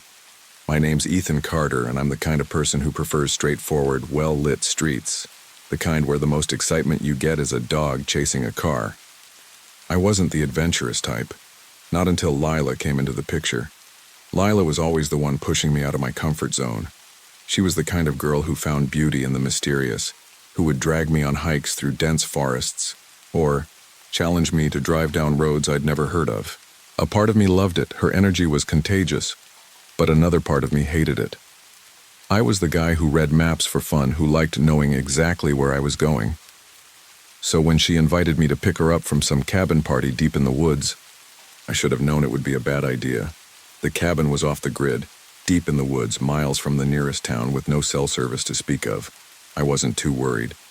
I'd driven there once before to drop her off, and while the road was remote, it wasn't anything I couldn't handle. Or at least, that's what I told myself when I left my apartment that night. The date was October 29th, 2 days before Halloween, a crisp fall evening. The kind of night where the air carries the scent of damp leaves and something faintly metallic, a smell that seemed to linger, almost as if the earth itself had secrets to hide. The clock on my dashboard read 11:37 p.m. when I finally hit Old Mill Road, a long stretch of asphalt that cut through the wilderness, winding through dense forests that seemed to have a life of their own. It wasn't the first time I'd been on this road, but tonight it felt different. The trees, bare and skeletal against the night sky, stretched out like hands reaching for the stars. The shadows in the dark were thicker, deeper, as if something was watching, waiting. I glanced at the GPS on my phone, but it was just a blank screen. The signal had cut out about 5 miles ago, and now I was left to rely on memory to navigate the winding back roads. I cursed under my breath. If only I had taken the main highway instead of the shortcut, I wouldn't be driving blind. I tried to shake off the unease settling in my gut as I focused on the road ahead. The headlights cut through the darkness, their beams slicing through the dense fog of the forest, illuminating patches of twisted branches and overgrown grass.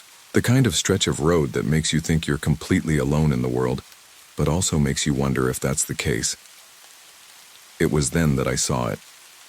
At first, it was just a shadow on the side of the road.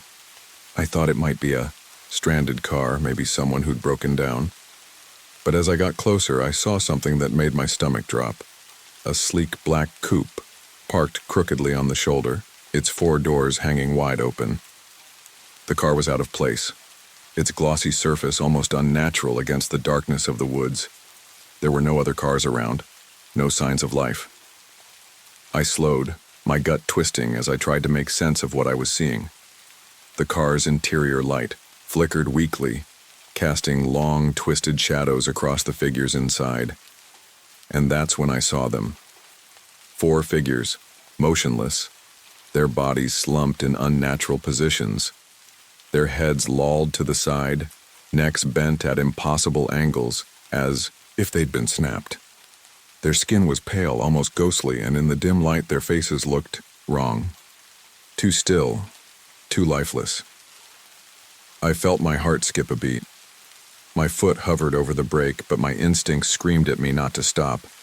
Every fiber of my being told me that this was wrong, that I should keep driving.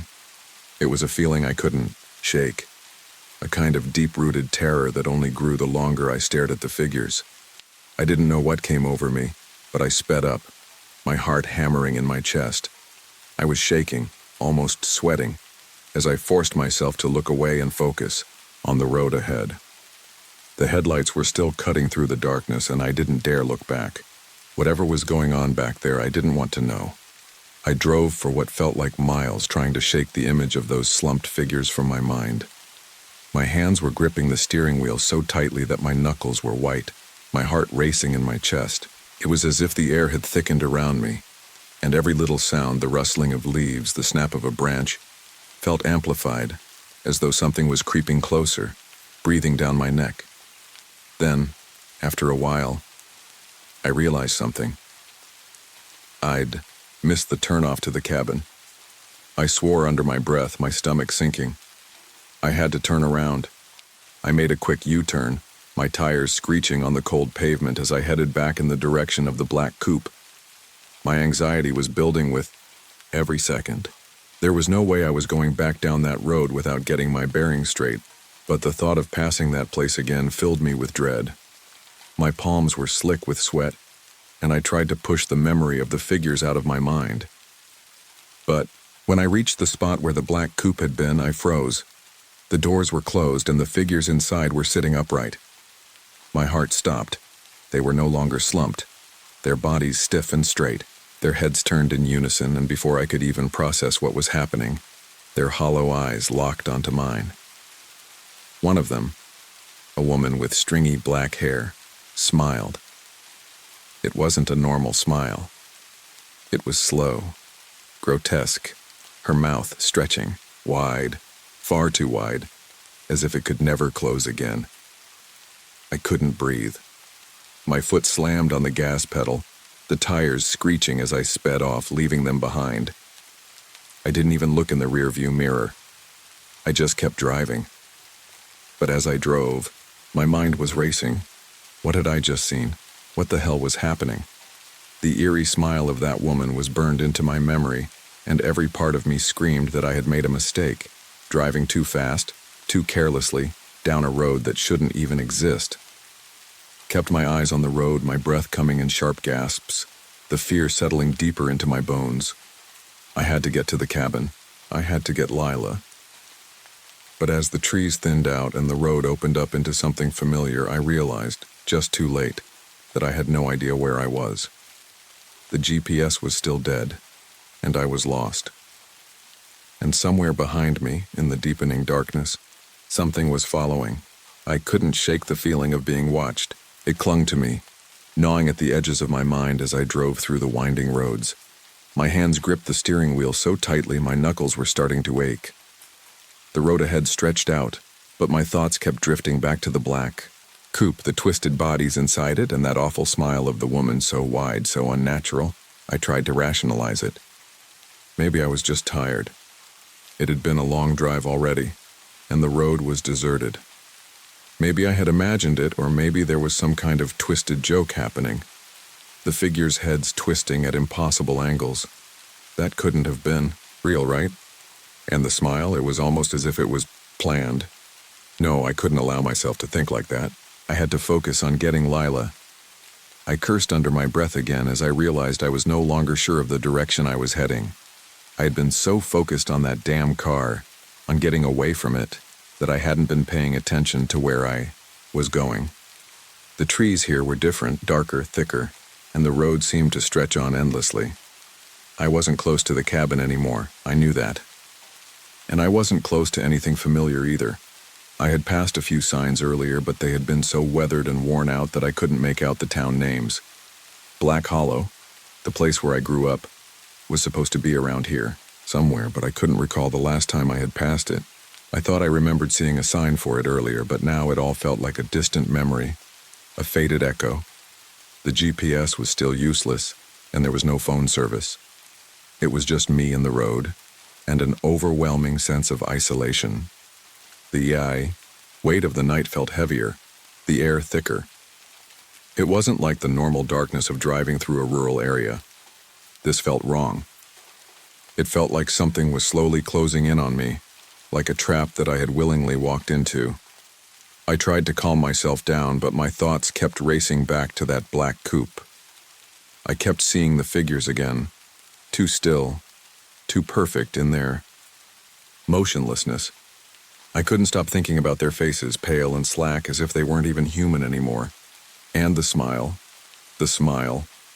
My foot pressed harder on the gas pedal as I drove faster, my breath coming in shallow bursts. I needed to get out of this godforsaken place.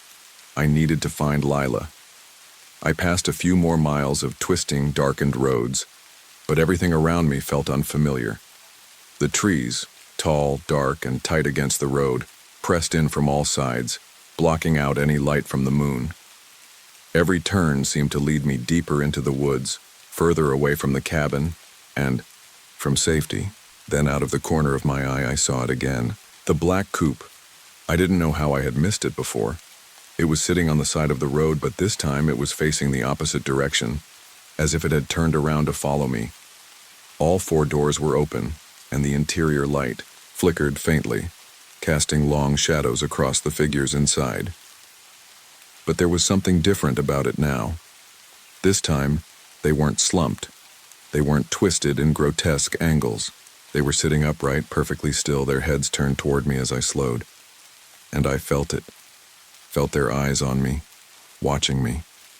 The hairs on the back of my neck stood up and my pulse raced. My foot instinctively hit the brake, but I stopped myself. Don't stop, just keep driving.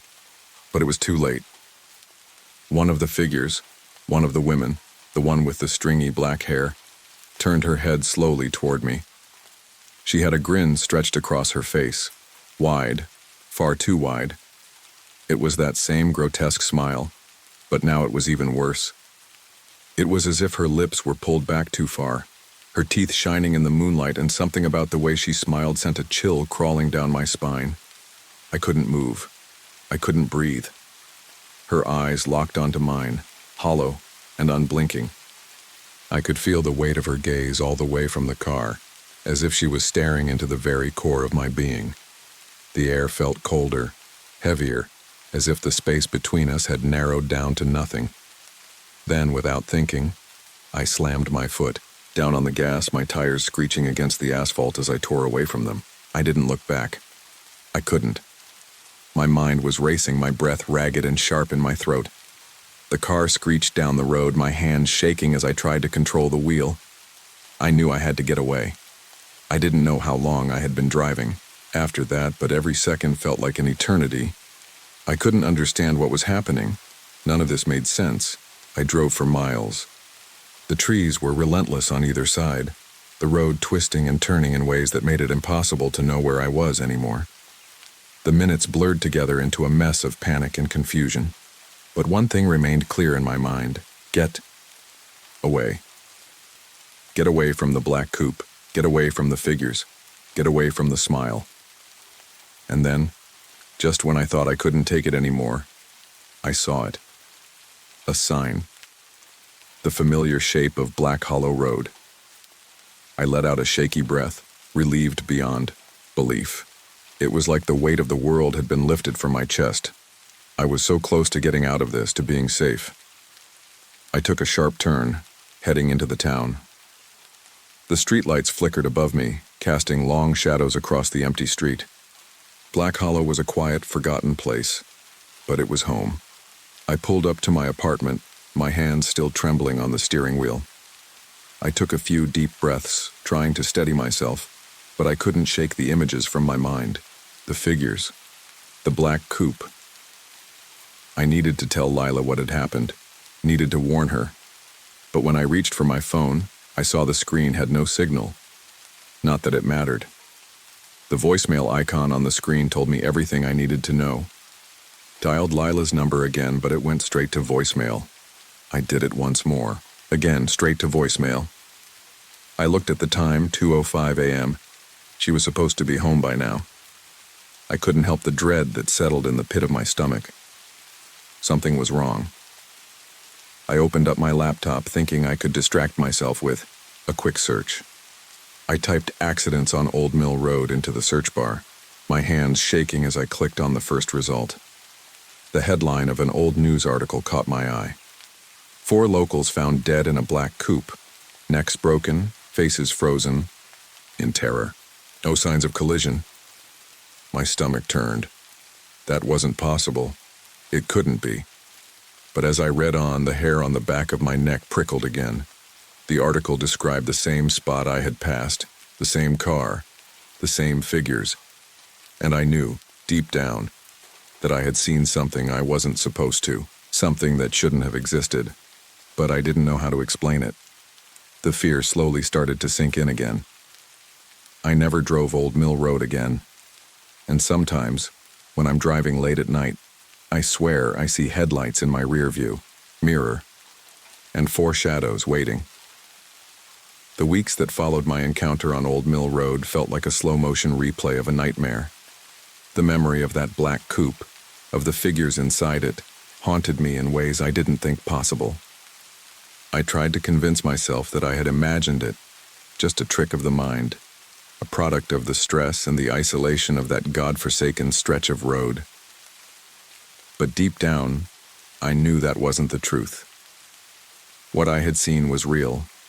It started with small things, sleepless nights where I would wake up drenched in sweat. The image of the woman's grotesque grin burned into my mind. Her smile was so wide, so unnatural that I could feel it even when my eyes were closed. The lingering feeling of being watched had never left me, and every time I stepped outside my apartment, I couldn't shake the sense that something was lurking in the shadows, waiting for me. I stopped driving at night. I couldn't bring myself to do it. Every time I was behind the wheel, I'd find my eyes darting to the rearview mirror, half expecting to see those headlights trailing me. That feeling of being hunted, of something following, always just out of sight, was like a constant weight on my chest. But even worse was the silence. Lila, the girl I cared about more than anyone, had vanished from my life. She wasn't answering my calls, nor my texts. It didn't make sense. She had never been the type to just cut off contact. But every attempt to reach her ended with voicemail. I left dozens of messages telling her I was worried, that I needed to see her, but nothing changed. I checked her social media accounts, but there was no sign of life. The last message she had posted was a photo of her with friends at the cabin, dated 2 days before Halloween. After that, everything went silent. I went to the cabin where the party had been, hoping to find some trace of her, some clue. But when I pulled up to the location, I felt the same eerie sense of dread creeping in. The place was dark, completely still. It looked abandoned. There was no sign of life, no evidence of a recent party. The cabin itself was old, worn down, and there was a heavy silence hanging over it, the kind of silence that felt unnatural. I knocked on the door, my heart racing. When no one answered, I pushed it open, my footsteps creaking loudly as I entered. The inside of the cabin smelled of stale air, like it hadn't been lived in for weeks, maybe longer. There was no sign of the party, no leftover beer cans or pizza boxes. It was as if everyone had disappeared without a trace.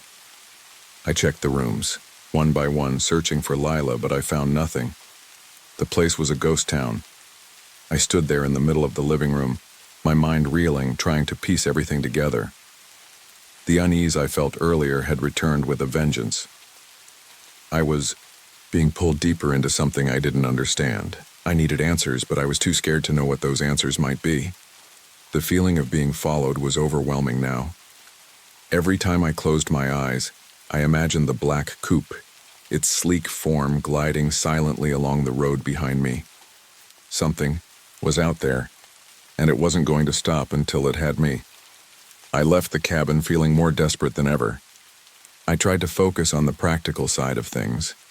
I went to the local police station, hoping they could at least offer some help. But when I asked about Lila, the officer who spoke to me gave me a look that made my stomach churn. "You're not the first person to ask about her," he said, his voice low. "The cabin parties out there, they attract all kinds of people, and sometimes they vanish. The woods have a way of doing that to people." I stared at him, confusion creeping into my chest. "What do you mean they vanish? What are you saying?" The officer leaned in a little, his eyes shifting. "You see Old Mill Road? Well, it's not just some spooky road. There's a history there. Bad things have happened along that stretch. We've had several disappearances over the years, and every time someone goes missing, it's like they vanish without a trace. No sign of struggle, nothing." I felt my throat tighten. "So what are you saying?" That Lila's gone the way of others," he finished. "And trust me, I've seen the reports. People talk about seeing things on that road. Some of the locals have even mentioned it. That black coupe. They say it's been around. For years, but it's just a rumor. Nothing we can prove. Just a story. I tried to swallow, but my mouth was dry. What do you mean, nothing we can prove? What about the people who vanished? What happened to them?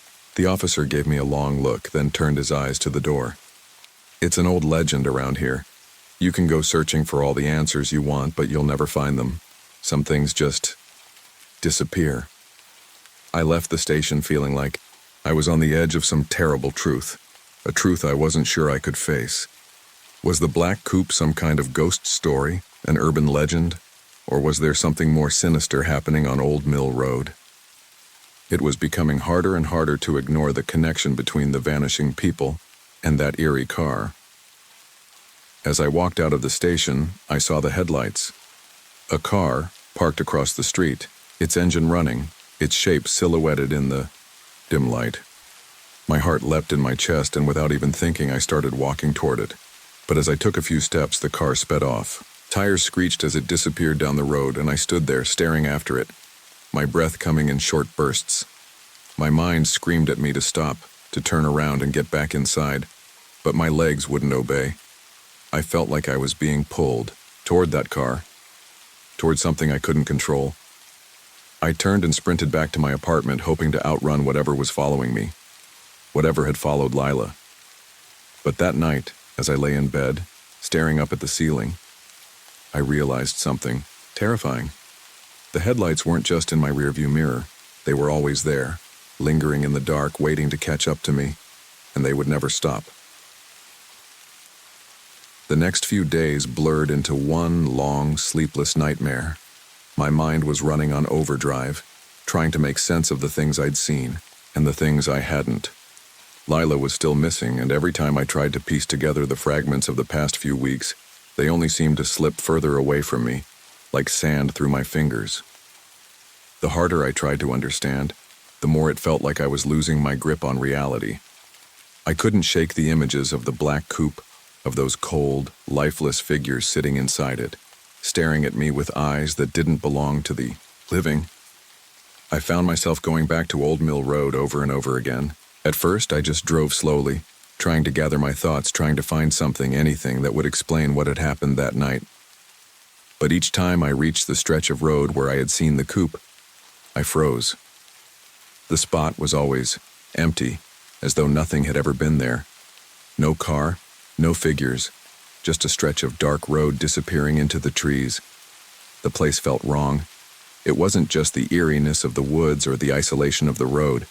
It was deeper, like the land itself was cursed. The road seemed to stretch out endlessly in front of me, but when I tried to recall the landmarks, the turns, the distance, everything felt hazy and off, like I had driven on autopilot, and the road had somehow changed while I wasn't looking. Thought about going back to the police, but the officer's words kept echoing in my mind. Some things just disappear. The more I thought about it, the more his words seemed to sink in like a stone sinking to the bottom of a still lake. There was something he wasn't telling me. Something about the road. Something about the people who disappeared. I had to know what it was. I called a few people who had been at the party with Lila. None of them had seen her leave. No one had heard from her since.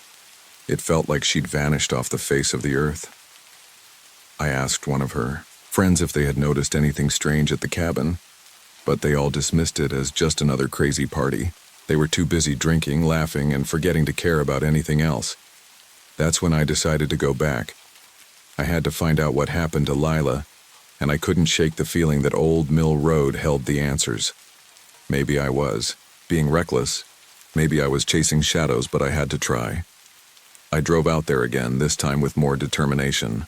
I was going to find something, anything, that could explain why people kept vanishing on this stretch of road.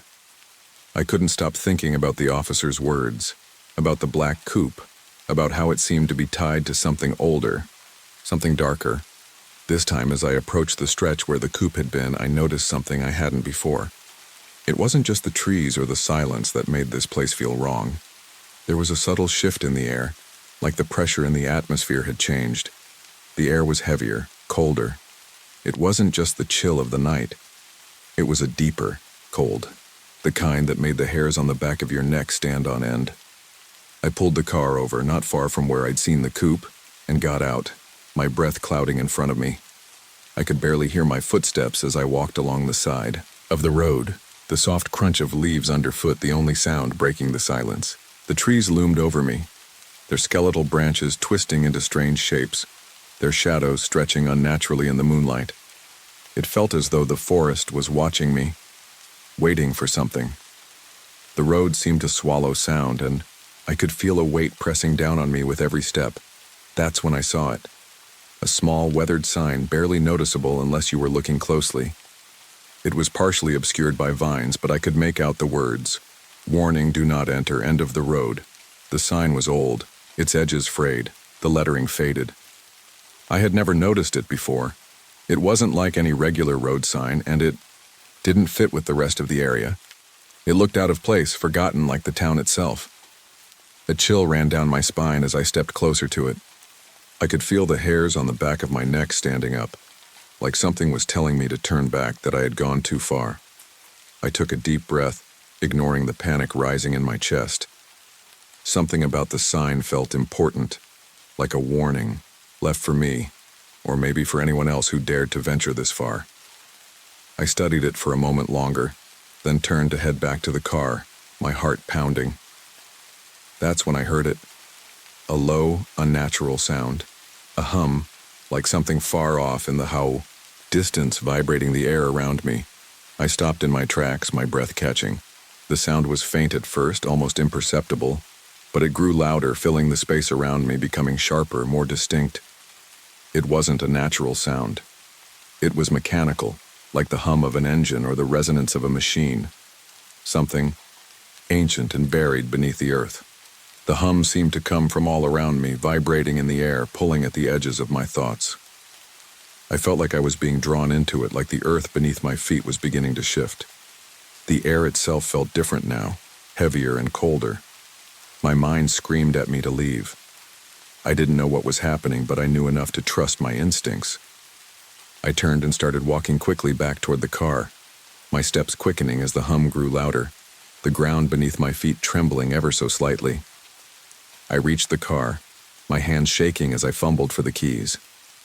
The hum was deafening now, filling my ears with its unnatural rhythm. I slammed the car door shut and turned the key in the ignition, the engine roaring to life.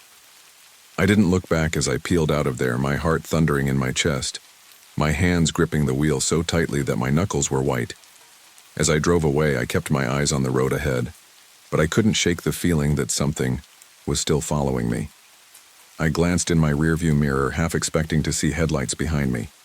There was nothing, just the dark stretch of road. But even then, I couldn't shake the feeling that something had seen me. Something was still out there, waiting just beyond the trees, watching me with eyes that never blinked. When I got home, I didn't know what to think. What had I heard? Was I going crazy? The hum, the sign, the way the air had felt so wrong. Sat in my car for a long time, just breathing, trying to make sense of everything that had happened. But deep down, I knew I wasn't alone. I wasn't safe. The truth was, Old Mill Road had secrets, and no one who went down it ever came back the same. I spent the next several nights staring at the same four walls of my apartment, unable to escape the images that kept cycling through my mind. The black coupe, the figures inside it, the hum of the earth, the strange sign on the side of the road, the gnawing feeling of being watched, as though something far older and far more sinister was stalking me, pulling me into its dark embrace. The more I thought about it, the more certain I became. Something was wrong with Old Mill Road, something that went beyond anything I could understand. People didn't just vanish. There had to be an explanation. But the longer I spent looking for it, the more I felt like I was chasing my own tail. The news had nothing on Lila. There were no updates from the police, no calls from her friends, and no explanation for her disappearance. I couldn't take it anymore. I couldn't sit in the dark trying to piece together fragments of a story that didn't make sense. I needed closure. I needed to know what happened to her.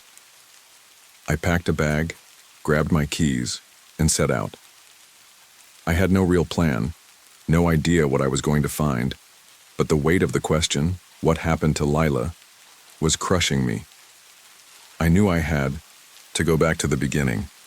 Old Mill Road, the place where it all started, the place where I saw the coupe, the place where Lila had last been seen. I drove slowly, the hum of the engine and the rhythmic whir of the tires on the road the only sounds accompanying me. The night was unusually quiet, and the roads were eerily empty, as though the world around me had held its breath. The further I went, the colder the air became. The trees on either side of me were thick with darkness, their branches hanging, low like skeletal hands reaching for the sky. The night felt oppressive, like a heavy blanket that smothered everything beneath it. As I neared the stretch of Old Mill Road, my stomach twisted with dread. It was the same place where I had seen the black coupe, the same place where everything had begun to unravel.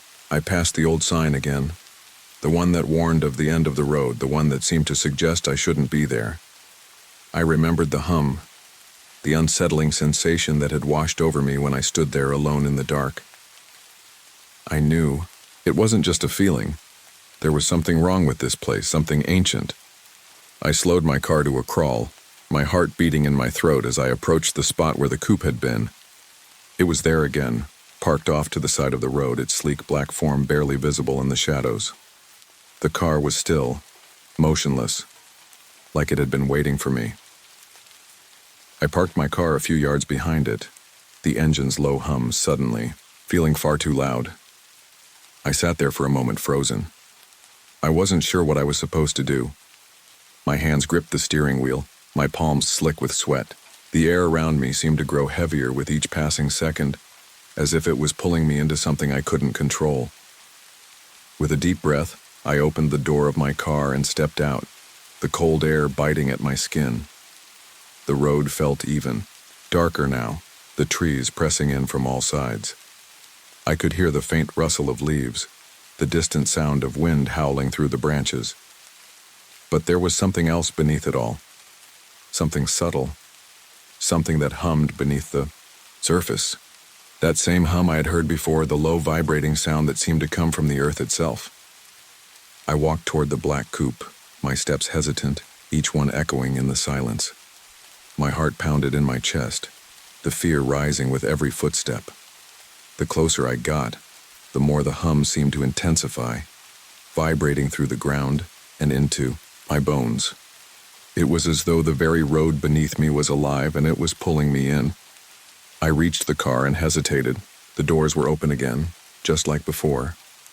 The interior light flickered weakly, casting long shadows across the empty seats. I peered inside, my breath catching in my throat. The figures were gone, but something else was there. I don't know how I can explain it. It wasn't a person, it wasn't even a thing really. It was a presence, an energy that filled the car, thick and oppressive, as if the car itself was alive, watching me. The hum was louder now, reverberating through the car, vibrating the air around me. The sound wasn't coming from the car itself, but from something beneath it. Something buried deep in the earth, reaching up through the soil, through the blacktop, straight into my bones. I stepped back, my eyes wide with terror. I didn't know what to do. I wanted to run, to get back in my car and drive away as fast as I could, but my feet wouldn't move. It was like I was frozen, caught in the grip of something I couldn't see but could feel all around me. And then I saw it. From the trees, emerging like shadows from the dark, figures appeared. 4 of them, just like before. But this time, they were different. Their faces were distorted, their bodies twisted in unnatural ways, as though their very form was being bent by something stronger than them, something that was not bound by the laws of nature. Their eyes glowed, red, bright red, like burning coals. And in that moment I knew. These weren't people. They weren't even alive. They were something else. Something that had been waiting for me. Waiting for anyone who dared come too close. I turned to run, my legs finally obeying. But as I turned, I saw the last thing I ever wanted to see. Lila, She was standing in front of me, her face pale, her eyes wide and empty. Her mouth opened in a silent scream, but no sound came out. She reached toward me, her arms outstretched, her skin cold and clammy, like the touch of death itself. And then, in a flash, everything went black. I woke up in my car, the engine still, running, the headlights shining into the night. I looked around, disoriented, my heart racing. There was no sign of the black coupe, no sign of the figures, no sign of Lila. The road was empty. I sat there for a moment, trying to make sense of what had just happened. Had I been dreaming? Had it all been some twisted hallucination? But the thing is, when I looked in the rearview mirror, I saw it. Headlights, and in the reflection, 4 shadows, waiting.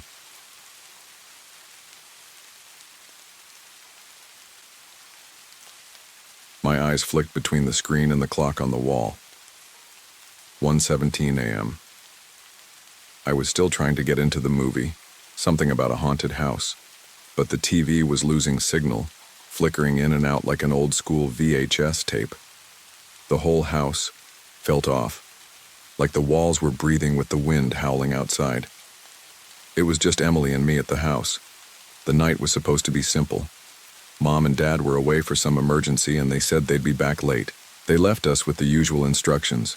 Don't stay up too late, lock the doors, and don't go outside. All the usual stuff. I'm 17. I'm used to being left home alone by now. I didn't need to babysit my 15-year-old sister anymore. But tonight was different. The wind was louder than usual, rattling the old windows. The house creaked as if it was giving up on keeping the cold out. It was bonfire night. At least that's what the calendar said. But we didn't have any fire going. Just the embers left over from earlier in the evening. The kind of dead heat that feels more like a memory than warmth. Emily was sitting on the couch, scrolling through her phone. Her fingers flicked rapidly, her attention fully on whatever it was she was texting. The silence between us was thick, but I didn't mind it. Then came the sound. Knock. Knock. Knock. It wasn't loud, but it cut through the silence in a way that made my heart skip. The hairs on the back of my neck stood up. Emily's head snapped toward me, her face blank but her eyes wide. She looked over at the door and then back at me. "Did you order pizza?" she asked. I frowned, immediately muting the TV. No, we didn't order pizza. The silence crept back in and then another knock. Harder this time. A sharp rap against the door followed by a voice. It was low, almost strained. Pizza delivery. I stood up, my stomach flipping. No one from around here would be delivering pizza at this time of night. The pizza place was at least 20 miles away and they stopped taking orders after midnight. This was after 1 in the morning. Emily's fingers flew over her phone screen checking the time, looking for something, anything, while I kept my gaze fixed on the door. My mind raced with 1,000 possibilities, none of them good. There was a long pause before the voice came again, slower this time. Special delivery for Noah and Emily. My blood turned to ice. Emily's hand gripped her phone tighter, her knuckles white. I glanced at her, but she didn't look at me. Her face had gone pale, her eyes scanning the dark hallway outside. The house felt smaller suddenly, more suffocating. We didn't have a lot of company out here on Holloway Lane, especially this late. "Who the hell is that?" Emily whispered. "I don't know." My throat felt dry. I stepped toward the door just to check through the peephole. I didn't know why, but I had to. I could barely see anything outside, just shadows. But there was something there. A figure, standing too still, too tall. I leaned closer, heart pounding. The figure was large. So large I thought for a second it might be a man in a costume, some kind of Halloween prank. But the longer I stared, the more wrong it felt. The figure was unnaturally still. The porch light cast a dim glow, but I couldn't see its face. It was hidden by greasy long hair that hung in front of it. And then, without a sound, it turned. Slowly, like it wasn't used to moving. like its joints didn't quite fit. Its limbs jerked and twitched as it walked away from the door toward the driveway. My heart raced, my breath caught in my chest. That movement wasn't right. No one walks like that. I felt Emily shift behind me. She was standing now, her face ghostly pale. She had a baseball bat in her hand, the aluminum one I used to practice with when I was younger. I'd completely forgotten it was there. "It's not going to the driveway," she said, voice trembling. "It's heading toward the back door." The thought hit me like a punch to the gut. The back door. It was wide open. And that's when it really hit me. We were being watched. Not from the front, from behind. I turned quickly, grabbing the fire poker from the hearth. My hands were shaking, but I didn't stop. I didn't know what I was expecting to find, but whatever it wasn't good. We crept toward the back of the house, careful to avoid the squeaky floorboards. I could hear Emily breathing behind me, fast and shallow. We made it to the back door. It was closed and nothing was there. I froze, turning around slowly. Emily was staring at the window. There were no footprints in the mud outside, no signs of anyone. "What the hell just happened?" I whispered. "I don't know," she replied, her voice shaky. "But it's not over." The silence stretched, filled only by the wind outside. We were both too terrified to speak. And then, like a crack of lightning in the dark, the next sound came. Knock, knock, knock. The knock wasn't the worst part. It was the silence that followed. Emily and I stood frozen in the back hallway just beyond the threshold of the kitchen, our eyes darting back and forth from the back door to the front. I could hear my heart hammering in my ears, and the air felt thick with something I couldn't quite place. Something wrong. It was as if the house had shrunk around us, the walls closing in with every passing second. I glanced at the clock. 1:25 a.m. Too late for anyone to be knocking, too early for us to have already imagined it. Or had we? I couldn't tell anymore. The knock had been loud enough to make my chest tighten, yet the stillness that followed was worse. It was like the world had just paused, holding its breath. I turned to Emily.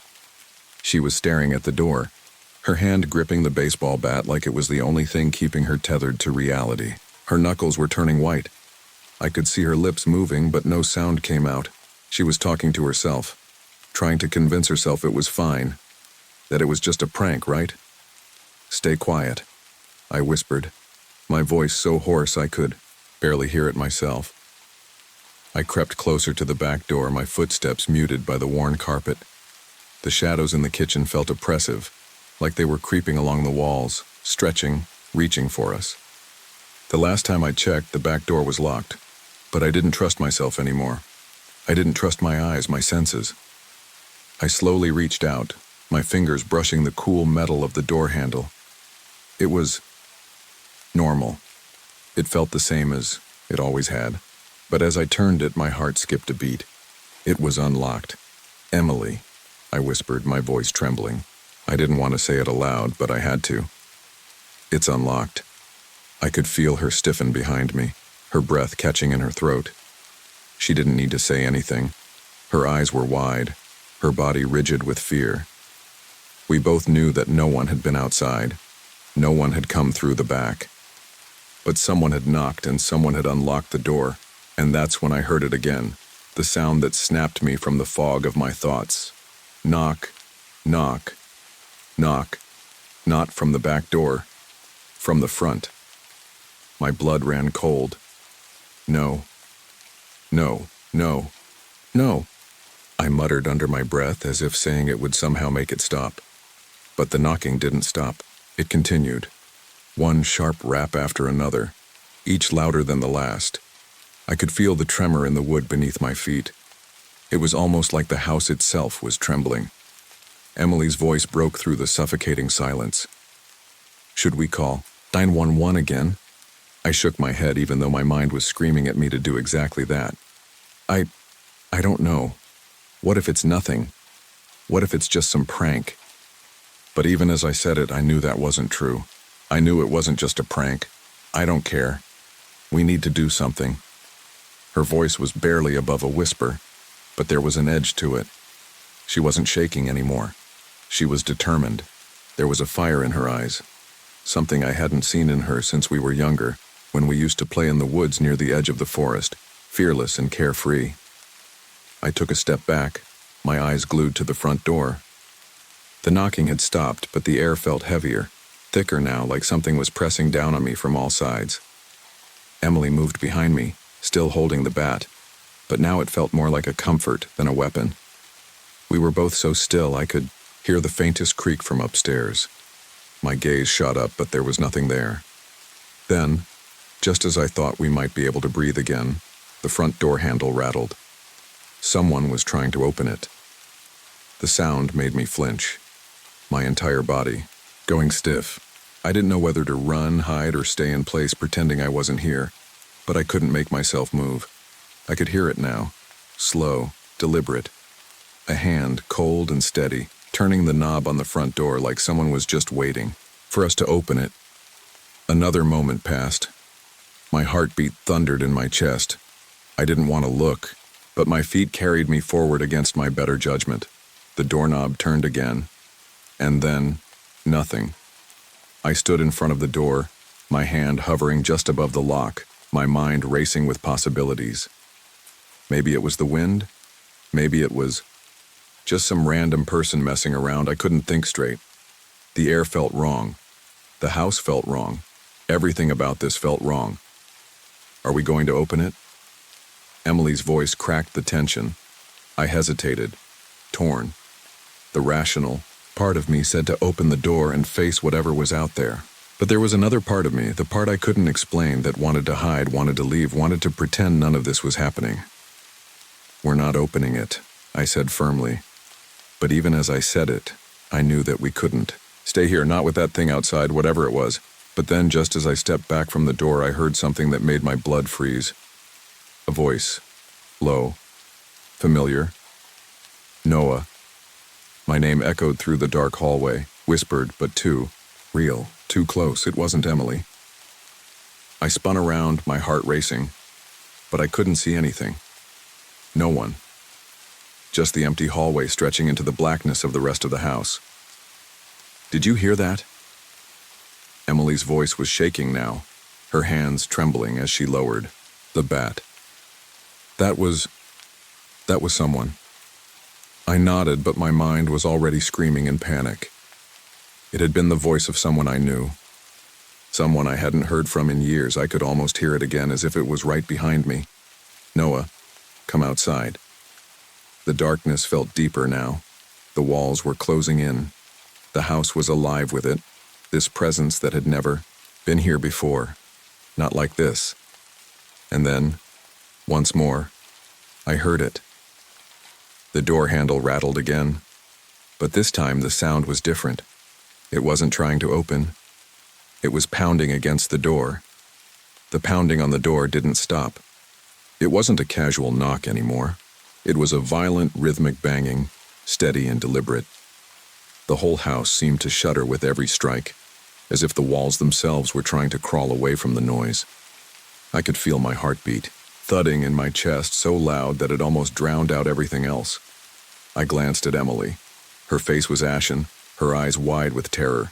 She was still gripping the bat, but her knuckles were pale, her fingers rigid. She was terrified, but she was trying to hold it together. I could see the tremor in her hands and the way she kept glancing over her shoulder, as though expecting something to leap out of the shadows at any moment. I needed to do something, anything. Call 911, I said, the words barely a whisper, but they felt like a command I had to give. If we could just get someone here, someone who could help, maybe the nightmare would end. I could already feel the cold sweat on the back of my neck. Emily nodded but didn't move. She was staring at the door, her breathing quickening. I could see the panic in her eyes, the same panic that had been building up inside me for the past few minutes. Emily.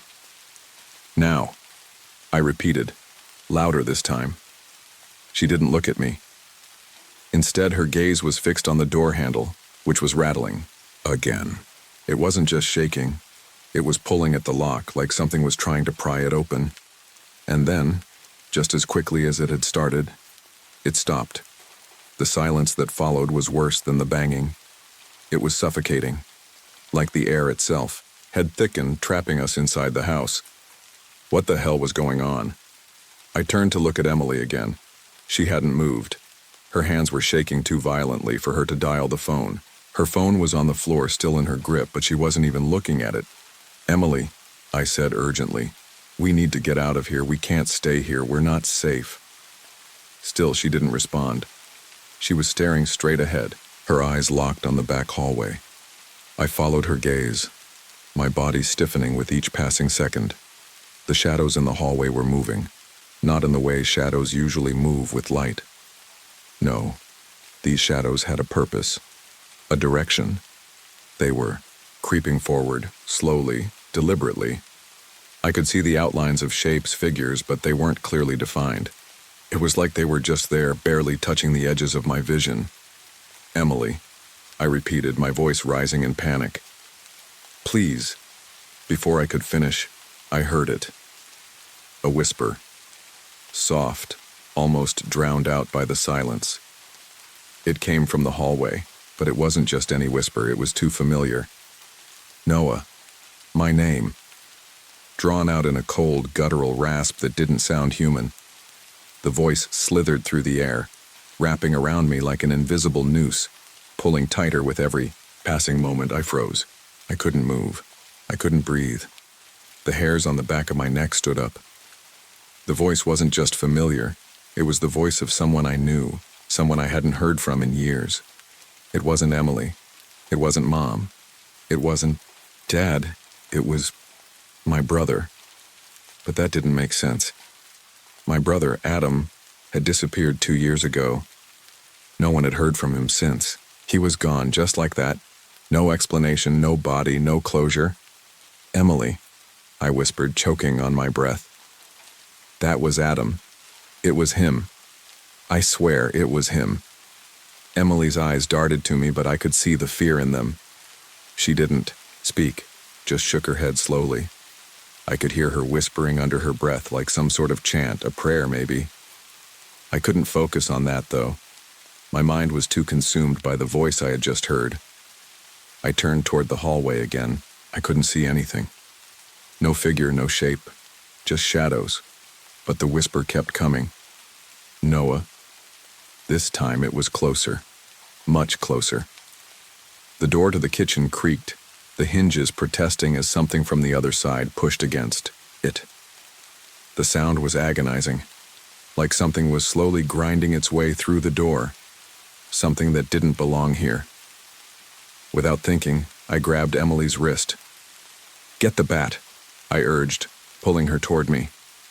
My hands were shaking, so badly I could barely hold on to her. She didn't need any further convincing. Her fingers were on the bat again in a heartbeat, the cold aluminum of it glinting in the dim light. "I don't know what to do," Emily whispered, her voice tight with panic. "What if it's really him? What if we open the door and it's Adam?" I could feel the weight of her words, the gravity of her fear. What if it was Adam? What if somehow, someway, he had come back? It didn't make sense, but that voice, his voice, it was enough to make me believe anything. But I knew better. This wasn't Adam. This wasn't real. Whatever it was pretending to be him, trying to lure us into something terrible. The whisper came again, now so close that I could feel its coldness against my skin. "Noah." It was right behind me. I couldn't look. I couldn't turn around. I couldn't face whatever it was, but I had to. If I didn't, what would happen? Would it just keep coming? Until it found a way inside? Until it took us both? Without a second thought, I made my decision. "Emily, get back," I whispered, pulling her further into the corner of the room, away from the door. She tried to protest, but I didn't give her the chance. I took a deep breath, then pushed the door open, stepping into the hallway. The hallway stretched before me, darker than it had ever seemed. It wasn't just the absence of light. It was wrong. The shadows felt like they were waiting, like they were alive, crouching in the corners, hanging just beyond the reach of the flickering light bulb above. The air was thick, almost suffocating. The longer I stood there, the more I could feel the weight of it pressing in, pushing me toward the door at the end of the hall. I had to face it. I couldn't stand the thought of whatever it was behind me, breathing down my neck, touching me with its cold, invisible fingers. The voice that had once belonged to my brother was haunting me, echoing in my mind. But I knew this wasn't him. No, this was something else. Something far worse. I swallowed hard, feeling the bile rise in my throat. My body was shaking, but I didn't dare turn around. I couldn't. I had to keep moving forward. The door at the end of the hall loomed closer, darker with every step. I glanced back at Emily, who was still crouched in the corner, bat gripped tightly in her hands. Her face was pale, her eyes wide with fear. I couldn't even imagine what she was going through. I couldn't even process my own terror. The floorboards creaked beneath me, but the noise was swallowed by the oppressive silence. I should have been more scared than I was. I should have been panicking, running, anything but walking toward the darkness at the end of the hall. But something inside me, something deep and primal, was pushing me forward, toward that door. What the hell was I doing? The question echoed in my head, but there was no answer. Not one I wanted to hear. The whisper came again, sharper this time. Noah. It was like a cold breeze, brushing past my ear, chilling me to the bone. But I didn't. Stop. I couldn't. I had to find out what was behind that door. The floor groaned underfoot and I stumbled slightly, my hand flying out to brace against the wall. I wasn't ready for what came next. I wasn't ready for the sudden thud, followed by a low, guttural scraping sound that seemed to be coming from the other side of the door. I froze. My heart stopped. Whatever was behind that door had just moved. I didn't know what to do. I wanted to run. I wanted to grab Emily and lock ourselves, in the attic or the closet or anywhere but here. But my feet were rooted to the floor, my legs trembling beneath me as though the house itself had reached up and chained me in place. Then came the whisper again, the one I knew I couldn't ignore, the one I had to listen to, even though I didn't want to. Noah. It wasn't Adam's voice this time. It was something else entirely, something more jagged, more animalistic. It was as if the house itself was speaking to me, trying to pull me into its depths. I didn't know why I stayed. Maybe it was because I thought I could face it, whatever it was. Maybe I thought if I confronted the source of the terror, it would stop. I reached the door. My hand shook as I grasped the knob. It was cold, colder than it should have been. I turned it slowly, hearing the creak of old metal and wood. The door opened with a groan, and I stepped inside. The room was just as I remembered it, small, dimly lit, the walls lined with old, peeling wallpaper that had long lost its color. The furniture was sparse, mostly just the remnants of a life left behind, discarded, but there was something new. In the center of the room stood a mirror, framed in black wood. I hadn't noticed it before. I hadn't seen it in any of the rooms. I'd searched earlier, and yet here it was, reflecting the room back at me in perfect detail. Except, it wasn't my reflection staring back at me. It was Adam. His face was gaunt, eyes sunken and hollow, as if he hadn't eaten or slept in weeks. He was staring right at me, right through me, with an expression that I couldn't quite place. There was something wrong with him, something unnatural. His lips were parted, but there was no sound, no words. I stumbled backward, nearly tripping over my own feet, but the mirror wasn't moving. It stayed perfectly still, its glass surface smooth and undisturbed, as though it was simply an object sitting in the corner of the room. But Adam's reflection, it reached out, not with his hands, but with his eyes. His gaze shifted, moving, to the corner of the room, where Emily had been standing just moments ago. I spun around, but there was no Emily. She was gone. The room was empty, no bat, no sounds, no movement. Just the oppressive stillness that hung like fog in the air. I rushed back into the hall, my heart hammering in my chest. "Emily?" I called out, my voice ragged with panic. No response. I moved faster now, ignoring the noise in my head, the whispering that seemed to follow me no matter where I went. I couldn't think about it. I couldn't think about what I had seen. I had to find Emily. I turned toward the stairs, my breath coming in shallow gasps, my legs weak beneath me. And then I heard it. A sound. Soft at first, almost like a whisper, but it was getting louder. Closer. The door to the basement was open. The shadows beneath it shifted. Something was waiting. I took a step toward the door, my eyes wide, the fear coursing through my veins. I had no choice now. I had to go down. I had to find Emily. But the second my foot touched the bottom step, the whisper came again. This time, it wasn't a whisper. It was a scream. Noah. I froze. My blood turned to ice. I didn't want to look. I didn't want to know. But my feet kept moving. Down, down into the darkness, where the walls seemed to close in on me. The basement door creaked open as I took a trembling step into the darkness. The air was colder down here, musty, with the scent of old wood and damp stone. My breath came in quick, shallow gasps as I descended the narrow staircase, feeling each step vibrate through my legs as though the house itself was shaking with some unspoken force. The walls were lined with cobwebs, the kind that clung to your skin if you weren't careful. But I wasn't thinking about that anymore. I was thinking about Emily. I called her name, but my voice was thin, barely a whisper against the thick silence that filled the basement. The only sound was the creak of the old steps beneath me. It was as if the house was holding its breath, waiting for something to happen. The basement was larger than I remembered, at least it seemed that way now. The air felt heavier down here, thick with something that wasn't just dust or decay.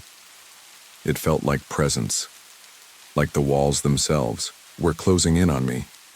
Then I saw it, a flicker of movement, barely noticeable, but it was enough to freeze my blood in my veins.